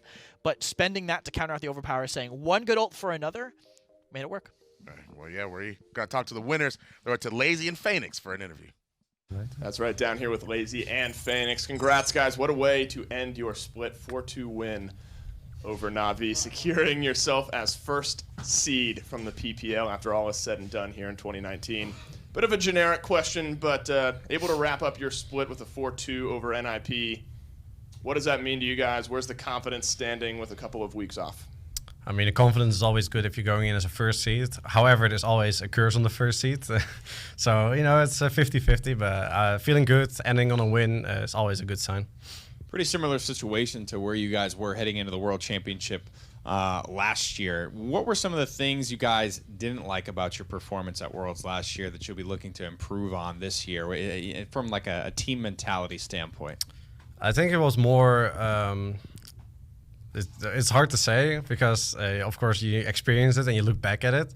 But it's more of a situation of emotions and stuff going through, because that whole year we won everything. And then when we started losing, it was so new for us. Like, it's really cocky to say, but it's so new for us. And we really wanted that golden year of winning every major tournament. We were so close, and honestly, the pressure's kind of relieved now. We haven't won everything. We just got first seed. We weren't really that strong phase 1. So now we're a little bit on the down low, and we can actually win Worlds again.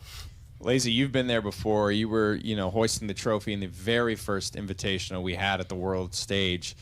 It's been a couple of years since then. You're probably one of the most veteran players in the scene. What are some of the things you're looking to impart upon, specifically on like Ninu, right, who is a little bit newer, I think probably a little bit shyer. How are you guys going to look to help him navigate these emotions? Nino doesn't really have any emotions. Ever since He's he a joined robot? us, he's actually really confident, and he's not emotional at all. That was unexpected because that's what I thought in the beginning, and that's what I got worried about.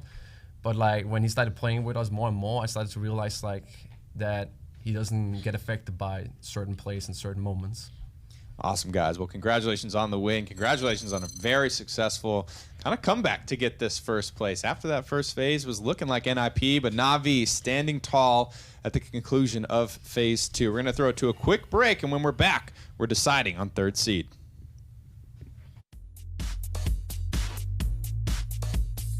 The Paladins Premier League is brought to you by Evil Mojo, developers of Paladins.